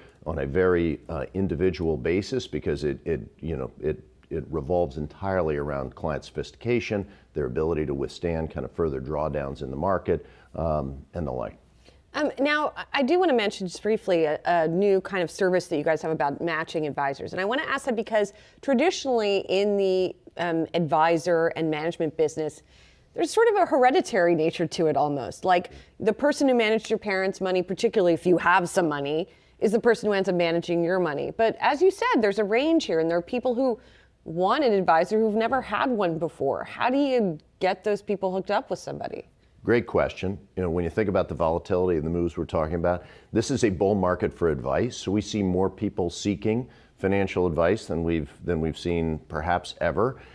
And one of the things that's extraordinary is it seems like access to financial advisors would be widespread, but almost a third of high net worth clients don't have a financial advisor today. And when you dig into that, what they tell you is we find the process of finding a financial advisor to be a little opaque. If you're from a family that perhaps hasn't historically had wealth in your family, you don't have an easy recommendation to a financial advisor. Others find it very intimidating. And so a few weeks ago, we launched something called Merrill Advisor Match, which is designed to make it very transparent and very easy to access a financial advisor. If a prospective client goes to the Advisor Match service, they enter some information about themselves. We've made it very fun and interesting. These are not just straightforward financial questions. A lot of it's your personality. If something breaks in your home, how do you handle that? Do you call an expert, fix it yourself, or look the other way and hope it fixes itself over the next few weeks? And based on what you enter, we match you up with a financial advisor that has similar personality, similar perspective. We're only a few weeks into this. The reaction has been outstanding. In many ways, it's almost creating something like a dating app in the middle of the market for financial advisors. And we think it's solving an age-old problem. And lastly, Merrill Lynch is the firm that took Wall Street to Main Street. There's a lot of people on Main Street, particularly new investors from diverse backgrounds, that haven't had access to financial advice. This is democratizing that process of finding a financial advisor. We think it's going to be a very well received over time. Swiping right for financial advice. Andy Sig, good to see you in person. Merrill Wealth Management President. Good to see you. Have a good weekend. Thank you. Coming up, we'll have the opening bell on Wall Street and dive into another disappointing quarter from Intel. We'll be right back.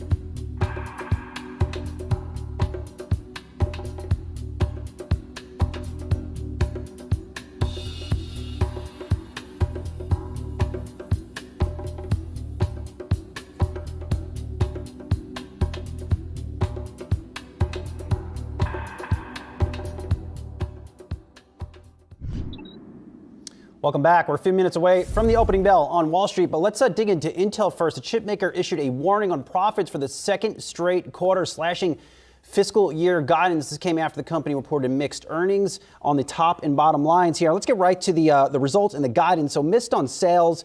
Also, for the fourth quarter, taking down the sales guidance by about $1 billion versus Wall Street consensus estimates. But yeah, you're not seeing Intel shares fall off the map. And Julie, we talked a little bit about this in our morning meeting. It might be these cost reduction targets by Intel. They are eye-popping. 8 to 10 billion Intel is looking to remove from its operating cost line by 2025. That's a lot of cost. It's a lot of, the analysts are really mixed on this about how effective this is going to be. Quite interesting here. KeyBank, for example, says they struggle to see how this is going to allow Intel to close the competitive gap with AMD or Taiwan Semi and execute over the longer term. Basically, Evercore says they're not expecting to see external signs of success for at least the next 6 to 12 months. On the flip side, Jeffrey says this could help shift the company culture to a leaner, more efficient mindset. So it's sort of a little bit mixed here as to how effective people think these cost cuts are going to be. Yeah, burnout as a strategy has always worked. I mean, when you think about the near-term headwinds that they're seeing for some of the long-term targets that they're putting out there. You mentioned the $10 billion in savings by the end of 2025. But right now, you've got waning PC demand. You've also got a company that's going through its own shift in how it's able to produce chips and spending billions of dollars in order to make that happen and break ground on new factories. And so, sure, it's going to be looking across the headcount and what's necessary to make that actually come to fruition, but also what are you going to do as well on the other side to really generate demand? And that's kind of the era, especially for the companies that are looking to make sure that they can not only sustain their baseline right now, it's demand generation. And a lot of that typically would have leaned on marketing in the past, but some of those marketing budgets are also being contracted as well. And this is not necessarily a marketing solution that they can just put out there on the table. What's also interesting, Pat Gelsinger, who I know you're going to talk to later, had said that 3 months ago, he said that was the worst things we're going to get. And now not. Now he's acknowledging things are probably going to keep getting Yeah, I'd be mindful. If you're out there trading in Intel and for some reason you like this quarter, keep in mind, a couple months ago when Intel came out and originally shocked the market with that guidance, what did we see over the next few weeks? We saw a warning from NVIDIA. Then we saw a warning from AMD. Now, those are two companies that I would argue are not cutting expenses at all or not at the same rate as Intel. So I would just be careful because those quarters could equally be as weak as what Intel put up here. Yeah, we're taking a look at shares of all these chip stocks ahead of the opening bell here, and a little mixed right now. Yeah, a little bit mixed here. Ahead of that opening bell, of course, we are continuing to focus on not just the macro picture and some of the data we got earlier, but of course the results from Amazon and Apple. It seems like Apple may be putting a little bit of a floor under some stuff, but not only do we have the negative effect of Amazon, but we have, because of the weakness in AWS, because of also what we saw at Microsoft Azure, broad concern among the cloud companies. And so some of them, like Snowflake, for example, are also on the decline here this morning and putting pressure on the NASDAQ in particular, even as we saw the Dow futures peaking a little bit higher. There we have the opening bell here on this Friday morning. And I guess there's boxing bout? Where's James Dolan? He's not up there, MSG? No? I guess James not, Dolan? but it looks like this is a boxing match out He's right there. to hide. Knicks are terrible. Well, but he's still going to make some money off the boxing match, one would think. Anyway, there we have the opening bell, and if you look at the opening prices here this morning, again, the futures were indicating a lower open for the S&P and the NASDAQ, a higher for the Dow. The S&P actually opening a little bit higher here, so mixed picture to end what has been a roller coaster of a week here, Brad. And I know you're over there at the Interactive taking a look at some of these opening prices. Yeah, that's right. And I wanted to give us a look at the week just to see how everything has played out in aggregate as well. Net over the past 5 days, Dow Jones Industrial Average holding on to gains of about 3.7%. We'll round that off to. And we've got today's move higher that you mentioned at the opening cross of about 0.5% there. The NASDAQ composite over the past 5 days actually down by about 0.7%. Big week for some of those big tech mega cap earnings. We'll take a look at those tech shares to see how they're rounding out this week as well. The S&P 500, you're also seeing that hold on to gains of about 1.5% over the course of this week. Flat just barely to the upside on today's short activity that we've got thus far. We're about 90 seconds into trade, and let's take a look at some of the big mega cap tech names. Apple, you're seeing that up by about 3.6%. That after their earnings report dropped last night and yesterday after the bell. Of course, so many different segments to continue breaking down, and we'll watch those shares as we move on throughout the rest of the day. And then also Amazon here. Look at shares of Amazon moving lower right now by about 9% out of the gate this morning. So we'll keep a close eye on some of the other major tech names as we move forward as well. We've got some other tech to break down as well on the desk. We do. And by the way, just one more quick note on Sure. Amazon. We're going to be watching to see whether that market cap falls below $1 trillion. I can't remember what the dividing line was. It might have been $100. So we'll see what ends up happening here with that market cap threshold. It looks like it is below that $1 trillion market value, actually, as I look at some of the breaking headlines. So that's a great chart analysis, Brad. I mean, that's amazing.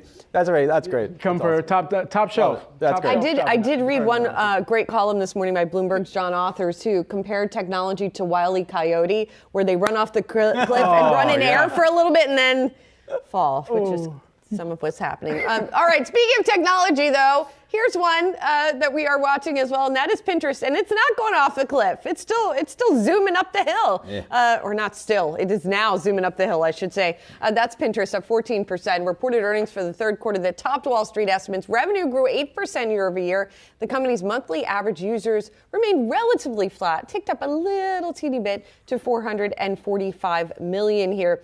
And I love this commentary from Ross Sandler over at Barclays. Pinterest stands out amidst the wreckage that has become the digital advertising sector. That basically, why are you making a skeptical let's give it that. over here? Saviors of the world. That's Pinterest. You go there, you touch on the photo, and you still have to cook the food yourself. I mean, come on, give me a break. But yes, I do. I want chippy. Whether or not you are a fan of Pinterest, okay, I get it. Regardless, this was a good quarter in what has been a really challenging time for advertising, right? Snap terrible, Meta terrible. Pinterest somehow pulled it out. I'm trying not to look at our Slack page. I know we have a lot of Pinterest fans on the Yahoo Finance team. But look, there were a couple good positives here. To your point, Julie, revenue growth up 8%. That was above the mid-single-digit guidance that the company put out. Also, monthly active users up in all regions. So that was another positive. But like what I said on Intel and NVIDIA before, be careful what you wish for, because fourth quarter guidance was below some of the consensus estimates out there.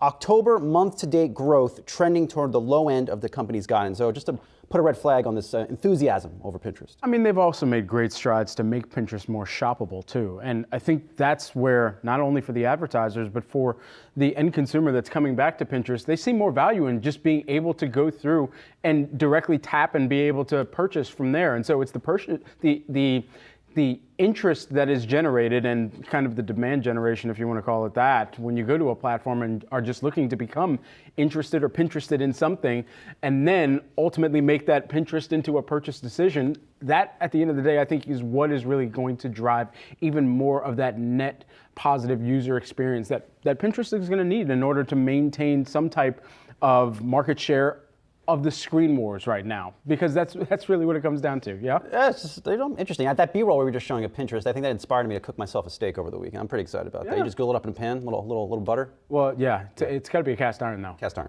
Absolutely. I got one. All right, guys. Well, speaking of, not cast iron, big oil companies, ExxonMobil and Chevron reporting earnings this morning as both topped earnings expectations for the third quarter. Exxon posted the highest profit in its 152-year history, delivering strong quarterly oil and gas production, including record Permian production of nearly 560,000 oil equivalent barrels per day. There you're taking a look at shares of Exxon moving up early in today's trading session. And for both of these companies, I believe we were also looking at some of the intraday all-time highs for them as well. So we'll see where they continue to move on the tick by tick. Yeah, Chevron's second highest profit ever here, and both of them beating estimates. And basically this has to do not just with oil prices. Oil prices actually trended a little bit down in the quarter, but those high natural gas prices, particularly over in Europe, helping both of these companies. So both of these companies have returned cash to shareholders earlier in the year. They did not announce new cash outlays today in the form of dividends or share buybacks, but some commentary from the Exxon CEO is getting some attention on Twitter. He said, this is Darren Woods, he said, there has been discussion in the U.S. about our industry returning some of our profits directly to the American people. That's exactly what we're doing in the form of our quarterly dividend. I mean, you have to... Come on. Look, I'm glad you mentioned that because I'm looking at the results summary, and I've followed Exxon for a while, not intimately, but still, year to date, their earnings $42.99 billion. They have some earnings to send some checks to some people. They do. Well, and they have been sending some checks to some people. But the people who own their stock, not the American people, not the American people, right? It's not like they're sending checks to everybody in the U.S. Exxon stimulus check. So these companies are obviously making a lot of money. They have become under political fire. I will say what's interesting here is the spending that each of these companies is doing in the U.S. because Exxon really has kept a cap on its spending and its expansion of its production here in the U.S. Chevron actually has expanded its production in the U.S. In the Permian Basin, for example, its production's at a record of about 700,000 barrels per day, but it's then retrenching elsewhere around the globe. So the spending patterns of these companies have changed fairly substantially, even given that we are seeing higher oil prices on the year. Yeah, absolutely. We're continuing to watch both of those companies. Chevron, for what it's worth, also had reported earnings of $11.2 billion for the third quarter 2022 as we were taking a look at both of those stocks. Everyone, coming up, Yahoo Finance's Jared Blickery is going to break down the latest market action following some more big tech earnings. That's next.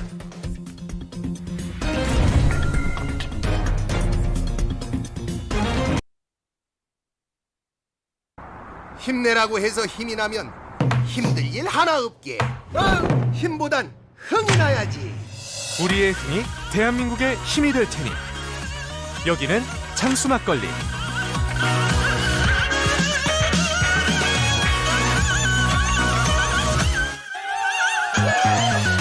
힘내라는 말 대신 한 잔의 흥을 만듭니다. 서울 장수.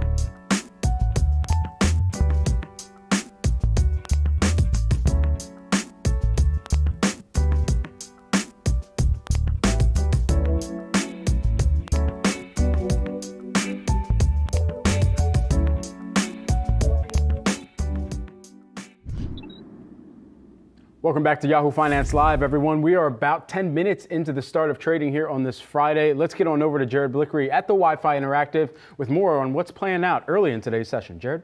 Yeah, let's take a look at the major indices here. Everything in the green so far. It's been a choppy week, and we'll take a longer-term look in just a second.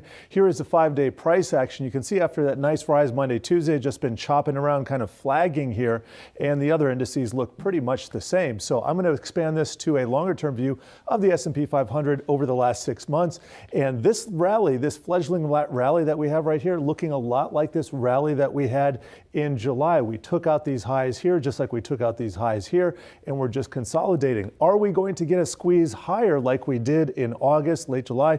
We'll have to see. We do have mutual funds closing their book. It's their year end in a few days. They do some tax loss harvesting, so end of month could actually be important here. We'll have to see what comes of that. Just want to point out that volatility is still coming down. That's the VIX. And also over the last 6 months, we can see the VIX of the VIX. That is the third derivative of equities here. That is actually at the lows that we've seen in August. So volatility coming down also in bonds. And then we also see the US dollar. Now that is on the rise. That is a potential headwind to the market. But before I go, just want to show you what's happened inside the market. Here is tech. That is the biggest gainer today, followed by communication services, staples, utilities. But take a look inside the NASDAQ. Now we have a lot of green on the screen. Apple now up 4%, Amazon down 9%. I'm going to leave you with a market cap view. Check this out. Amazon, $1.024 trillion. Hasn't sunk below that just yet, but lots to say about the mega caps this week, guys. Jared Blickery, the OG of the Wi-Fi Interactive. Thank you. All right, how the tide has turned. About a year ago, Apple's market cap was about 2.8 times the size of Meta, points out the team over at Bespoke. Today, Apple is worth about 9 times Meta, as the latter stock has been crushed due to slowing growth and bloated costs, notably in the metaverse. All right, speaking of getting crushed, Amazon stock is seeing major selling pressure after issuing a holiday quarter warning. We'll have more analysis on this tech giant next.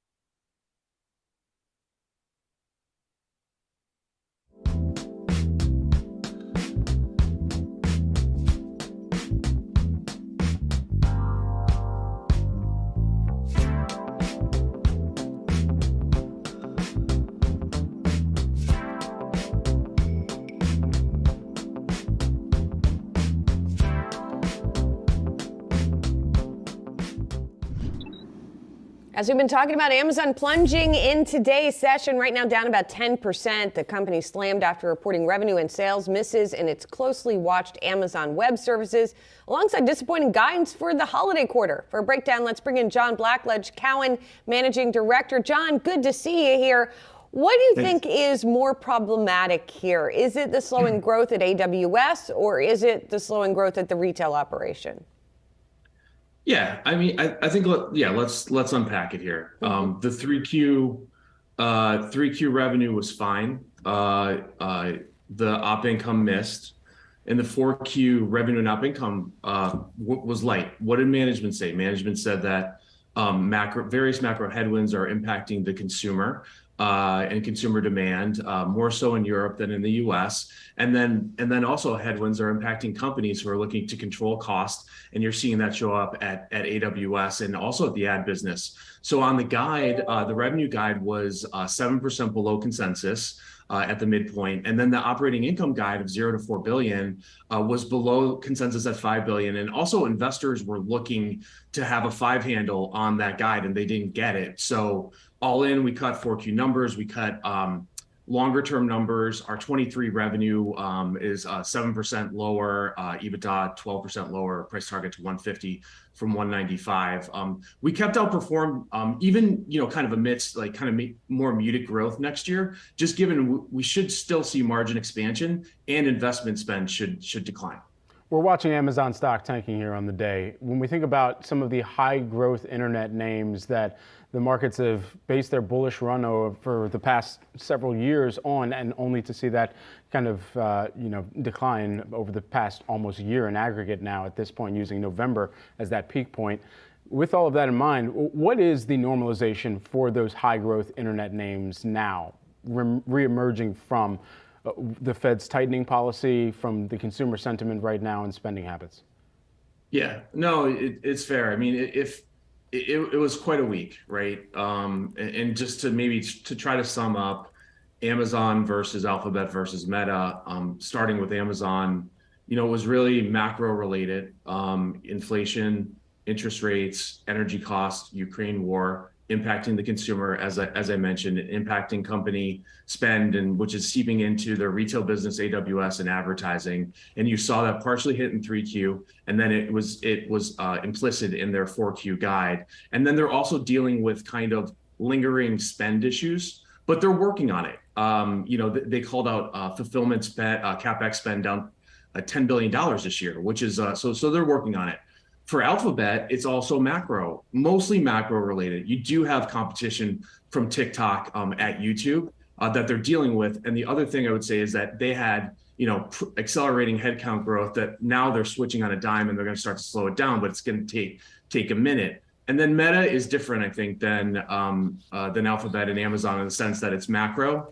It's TikTok more squarely at core Facebook and at Instagram. And then it's self-inflicted wounds of spending at historic levels going into next year, which is kind of opposite of what Amazon and Alphabet are doing. And it feels a little tone deaf just given the macro issues. So that's why we moved to the sidelines on Meta after they reported and gave guide. But no, it's clearly been challenging, but we still like Amazon and Alphabet, great companies, and they are dialing in spend, which makes sense given the kind of current environment. John, which teams, management teams, are the ones you just mentioned, Meta, Alphabet, and Amazon here? Which management team is not tone deaf when it comes to expenses here? Well, I think Alphabet and Amazon. Alphabet is slowing hiring spend, and you're going to start to see OpEx growth start to slow, which makes sense with their ad business that kind of missed across the board in 3Q, with weakness in like financial services, which we never heard them call out before. And then Amazon, same, littered in that call last night, and in the callback was kind of working through cost containment efforts. But for these companies, they're like battleships. You can't just turn it on a dime. So if you take steps to relieve or have cost growth decelerate, there's some lag there. So it's going to take several quarters for it to play out. But you are, like at Amazon, you are seeing it. Like they had historic spend and fulfillment CapEx the last couple of years with the pandemic. That's declining significantly. And there are some efficiencies that you're seeing, but again, it's taking a little bit longer than everyone would like. John, if I'm not mistaken, you still have an outperform rating on Amazon, which one can tell from hearing your commentary here. Do you still have the $150 price target? And do you think that today's the bottom, or that we're in a short-term bottom, or do you think there could be more downside before we see some buying come back in? Yeah, I mean, I think obviously, and it was down, kind of the last couple days with Alphabet and Meta, kind of missing as well. Yeah, I mean, it's trading at like 10 times EBITDA, 3% free cash flow yield. It's the valuation is fairly appealing for a company with market leadership and global market leadership in several big verticals. I think the selling it could be a near-term kind of low, and then I think investors are going to have to see where sell-side numbers shook out, where their numbers shook out, and see how confident they are, kind of stepping in here. John, good to catch up with you. John Blackledge, Cowen Managing Director. Appreciate it. Appreciate it.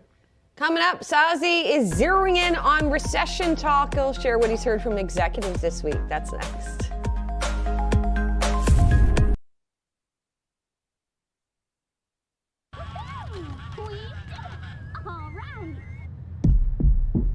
보는 눈, 그건 하루아침에 생기지 않아. 견디기 힘든 조롱, 셀 수 없는 손가락질, 수만 번의 시뮬레이션, 수만 번의 좌절 끝에 마침내 얻게 되는 거지. 그러니 너의 실패는 절대 헛된 게 아니야. Keep trying, keep it going. 그럼 결국엔 rockstar, hipstar, superstar, idol, icon, identity. Why not? 크게 떠봐. 네 인생 greatest of all time. 멋지게. 너 보는 눈 있잖아. 고랑머.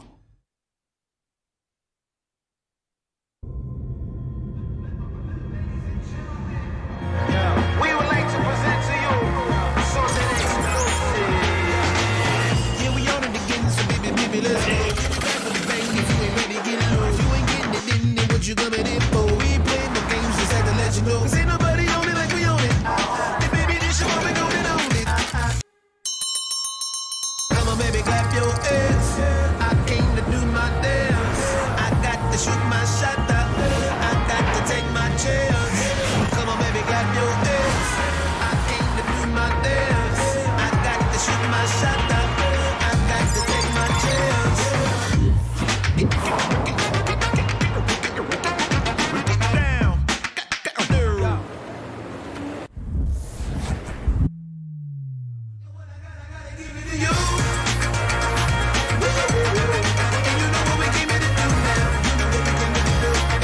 프로가 프로답게.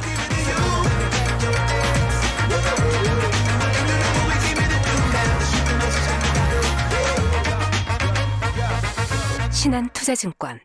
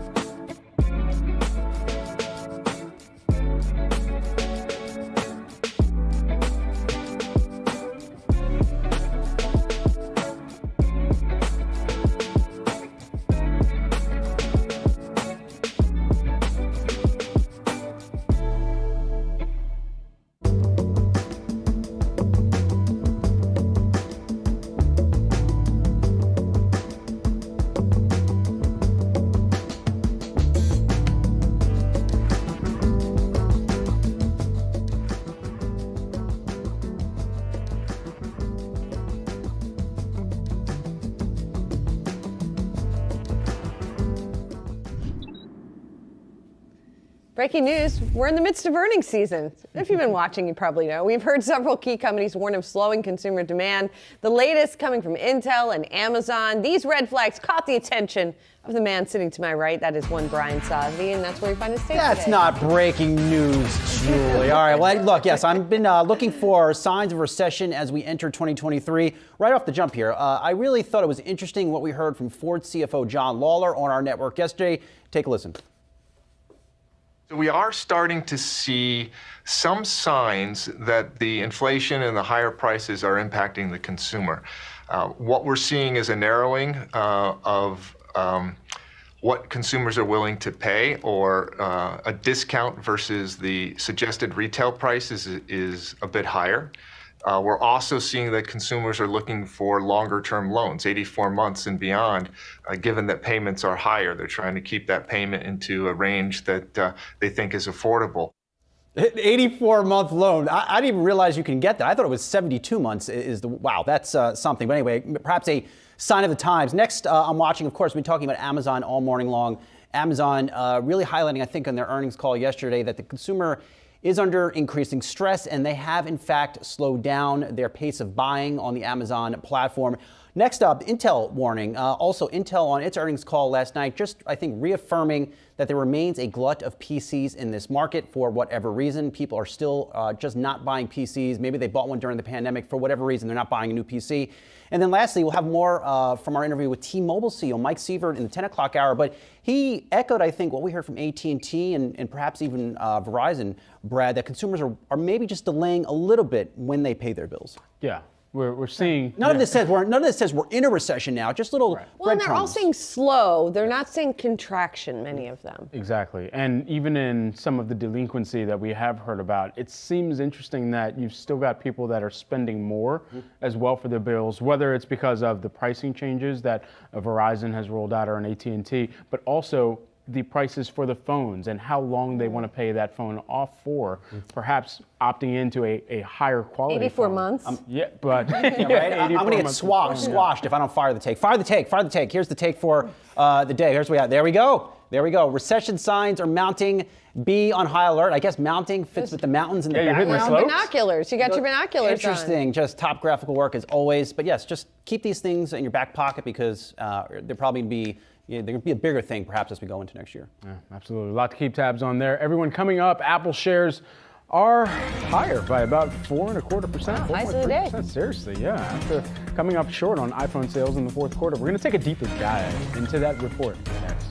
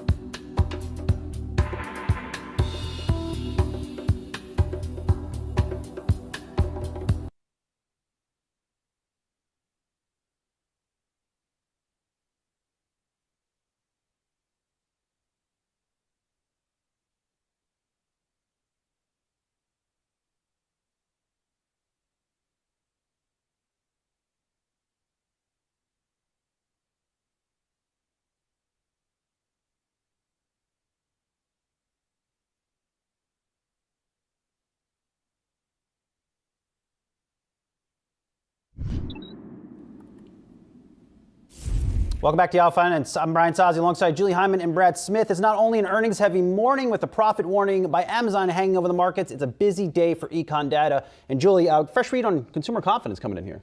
Yes, coming in a little bit ahead of estimates, very slightly. 59.9 is the reading from the University of Michigan versus the 59.6 that was estimated. The current conditions index, a little bit higher even than that, 65.6 versus the 65 estimated. Expectations, 56.2, a tick better than estimated. And inflation expectations pretty much in line. 5% is the one-year inflation expectation, 2.9% over the next 5 to 10 years. This is the final read on these numbers here. So this is not necessarily absolutely fresh data here, but nonetheless, we are seeing some areas of strength here, as pointed out by Joanne Shu, who is the Survey of Consumers Director at the University of Michigan. We are seeing buying conditions for durables up 23% in the month. So some still not terribly discouraging indications. By the way, we talked about PCE earlier. Consumer spending comes out as a part of that PCE report, or alongside it, I should say. And personal spending ticked up 0.6% in September, which is better than estimated. Yeah, it's been interesting to track the divergence among some of the affluent parts of the economy, but as well here, low-income consumers are really pointed out within this report too. Low-income consumers reported sizable gains in overall sentiment. Consumers with considerable stock market and housing wealth exhibited notable declines, though, in sentiment. That's interesting to see. That is this too, Brad. Noting at the bottom, uncertainty over inflation expectations remains elevated, indicating that inflation expectations are likely to remain unstable in the months ahead. Not probably what the Federal Reserve members want to hear. Yeah, maybe not. We're also continuing to watch shares of Apple this morning. Those shares were actually higher just before we got to the 10 a.m. hour. Right now, moving on up by about 5% on the day after the tech giant beat earnings expectations for the fourth quarter, but fell short on iPhone sales. Joining us now for a deeper dive into the quarter, JP Morgan head telecom and networking equipment analyst Samik Chatterjee. Samik, great to have you here with us this morning. First, we got to look at the iPhone sales. I mean, this is still 60% of the product revenue, 47% of the overall revenue that they bring in. And we don't get that breakout of the actual kind of generations that are being purchased. But if there's anything that you would point to, what would you say about the consumer with the relation to some of the iPhone sales demand that we've seen thus far?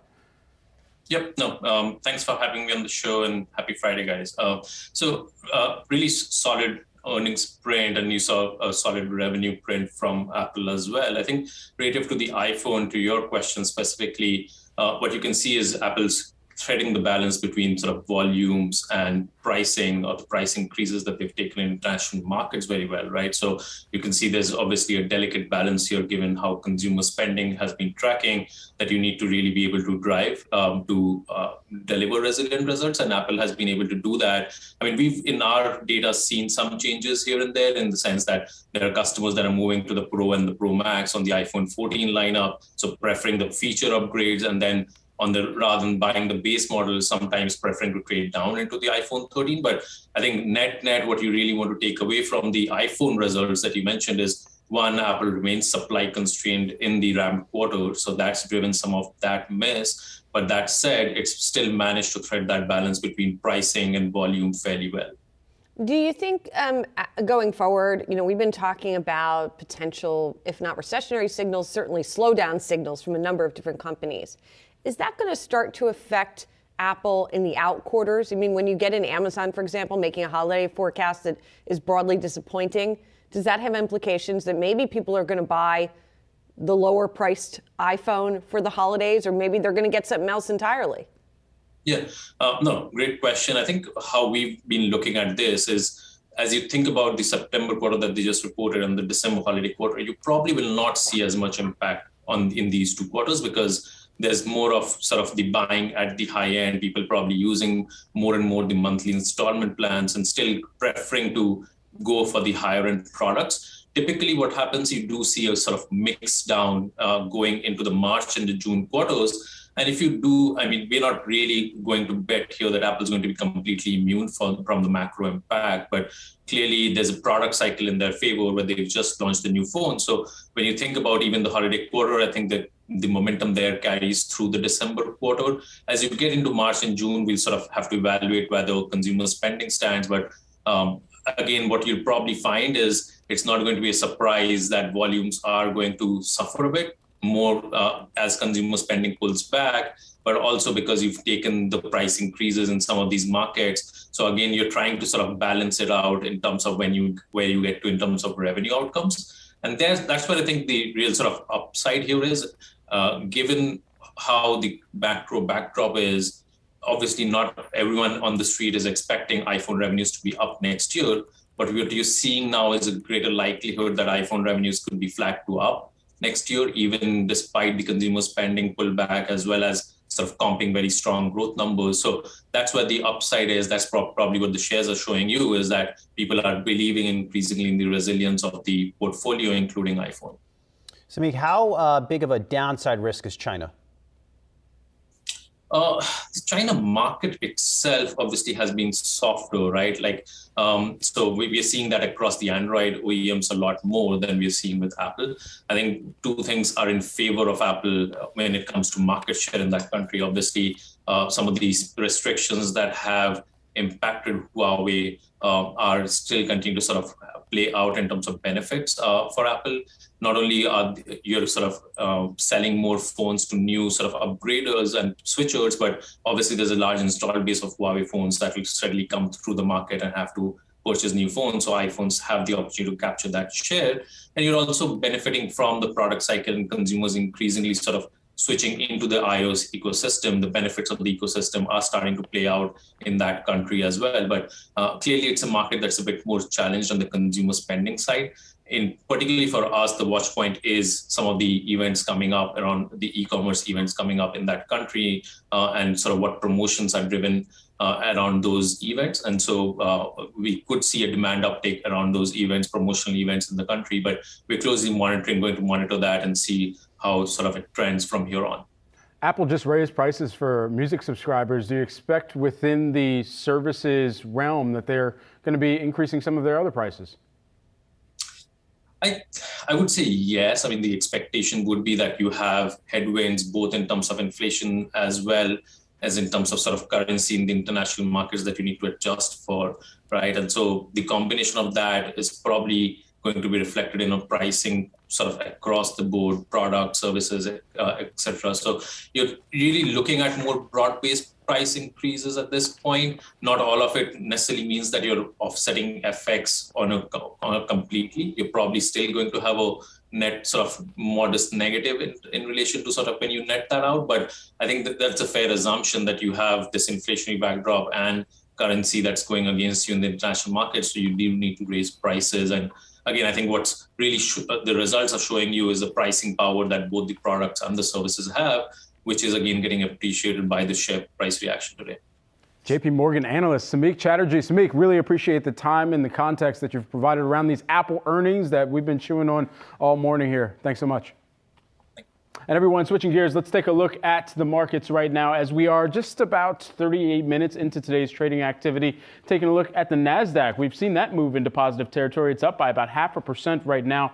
Changing this over to an intraday look, and perhaps we'll get fancy with some candlestick charts. Also, that's up by 51 points there. Dow Jones Industrial Average, you're seeing that up by about 1% right now early in trade. And then additionally, the S&P 500, that's up a little bit more than 0.5%. Do want to dive into some of the retail names, though, here on the day as well, especially considering what Amazon had kind of warned within their earnings call after they reported earnings, saying that consumers are cutting their budgets and trying to save a little bit of money. And we'll make this equal weighted just for the sake of giving you a fuller view of what's taking place and some of the retail landscape. Perhaps investors taking warning to that comment from Amazon on that call. Amazon, of course, on the day down by about 10%. But look at some of the other names that are also moving in concert with it in the retail sector right now. You've got Target down by about 1.9%. You've also got Wayfair and, Sazi's favorite, Bed Bath & Beyond down by about 8.6% here. However, holding on to some gains here to end out the week. You've got Walmart still in positive territory. That's up by about 0.2% there.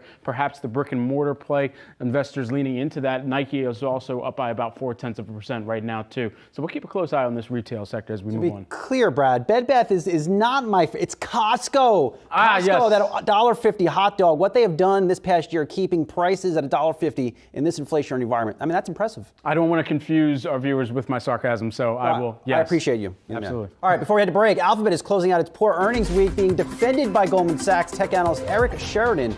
Sheridan is retaining a buy rating on Alphabet stock and sees fair value at $135 a share.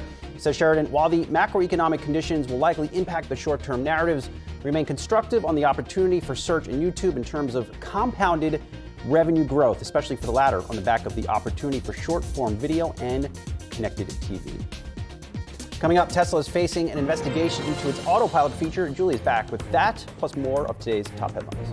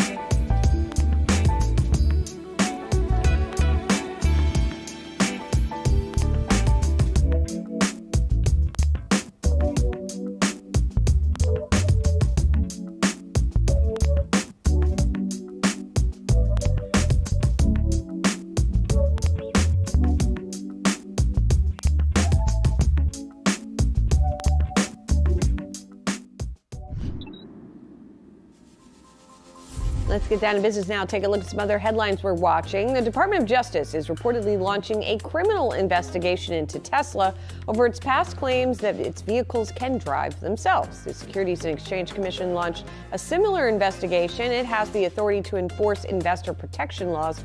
All of this according to the Wall Street Journal. Tesla's autopilot has been under investigation by the National Highway Traffic Safety Administration for about a year now. But these new criminal investigations represent a more serious level of scrutiny. And credit card debt making a comeback. Card balances fell in the early months of the pandemic. They've since made a U-turn back to pre-pandemic levels. That's according to data from Equifax. The U.S. total card balance hit $916 billion in September. That's nearly identical to December 2019 levels. This comes after many credit card issuers loosened standards to get people borrowing again as the economy reopened. And the Buffalo Bills have released renderings for their new $1.4 billion, 60,000-seat stadium almost 7 months after creating the framework of a deal. The images include one look at the stadium's exterior and the interior of the open-air stadium. It's scheduled to open in 2026. It'll be across the road from the old stadium, though its development has attracted criticism due to the record $850 million in taxpayer funding. Brad? Thanks so much, Julie. Volkswagen shares, they are on the move after the company backed its full-year margin outlook following an increase in operating profit and revenue in the third quarter. The German automaker also says its recovery in China is accelerating, but it is cautious of geopolitical risks. Yahoo Finance's Pras Subramanian has the details here. Pras. Amen. Yeah, so they did, sort of talk about operating profit up 68%.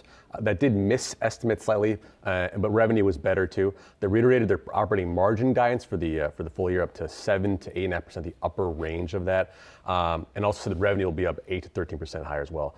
But there is some sort of concern about the future and things like the supply chain crises and things like that. We have a quote here from CEO Oliver Blume talking about how we will be faced with crises during the next decade, geopolitical crises, supply chain issues. So they're kind of seeing that, yes, things are good right now, but we may be sort of in a murky area in the future.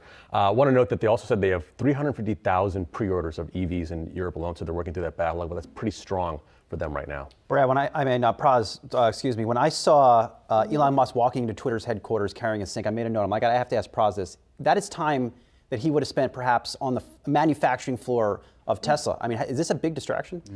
When I heard that potentially he's going to be the CEO of Twitter as well, you add that to all the different things that he's doing right now with SpaceX, OpenAI, Boring Company, et cetera.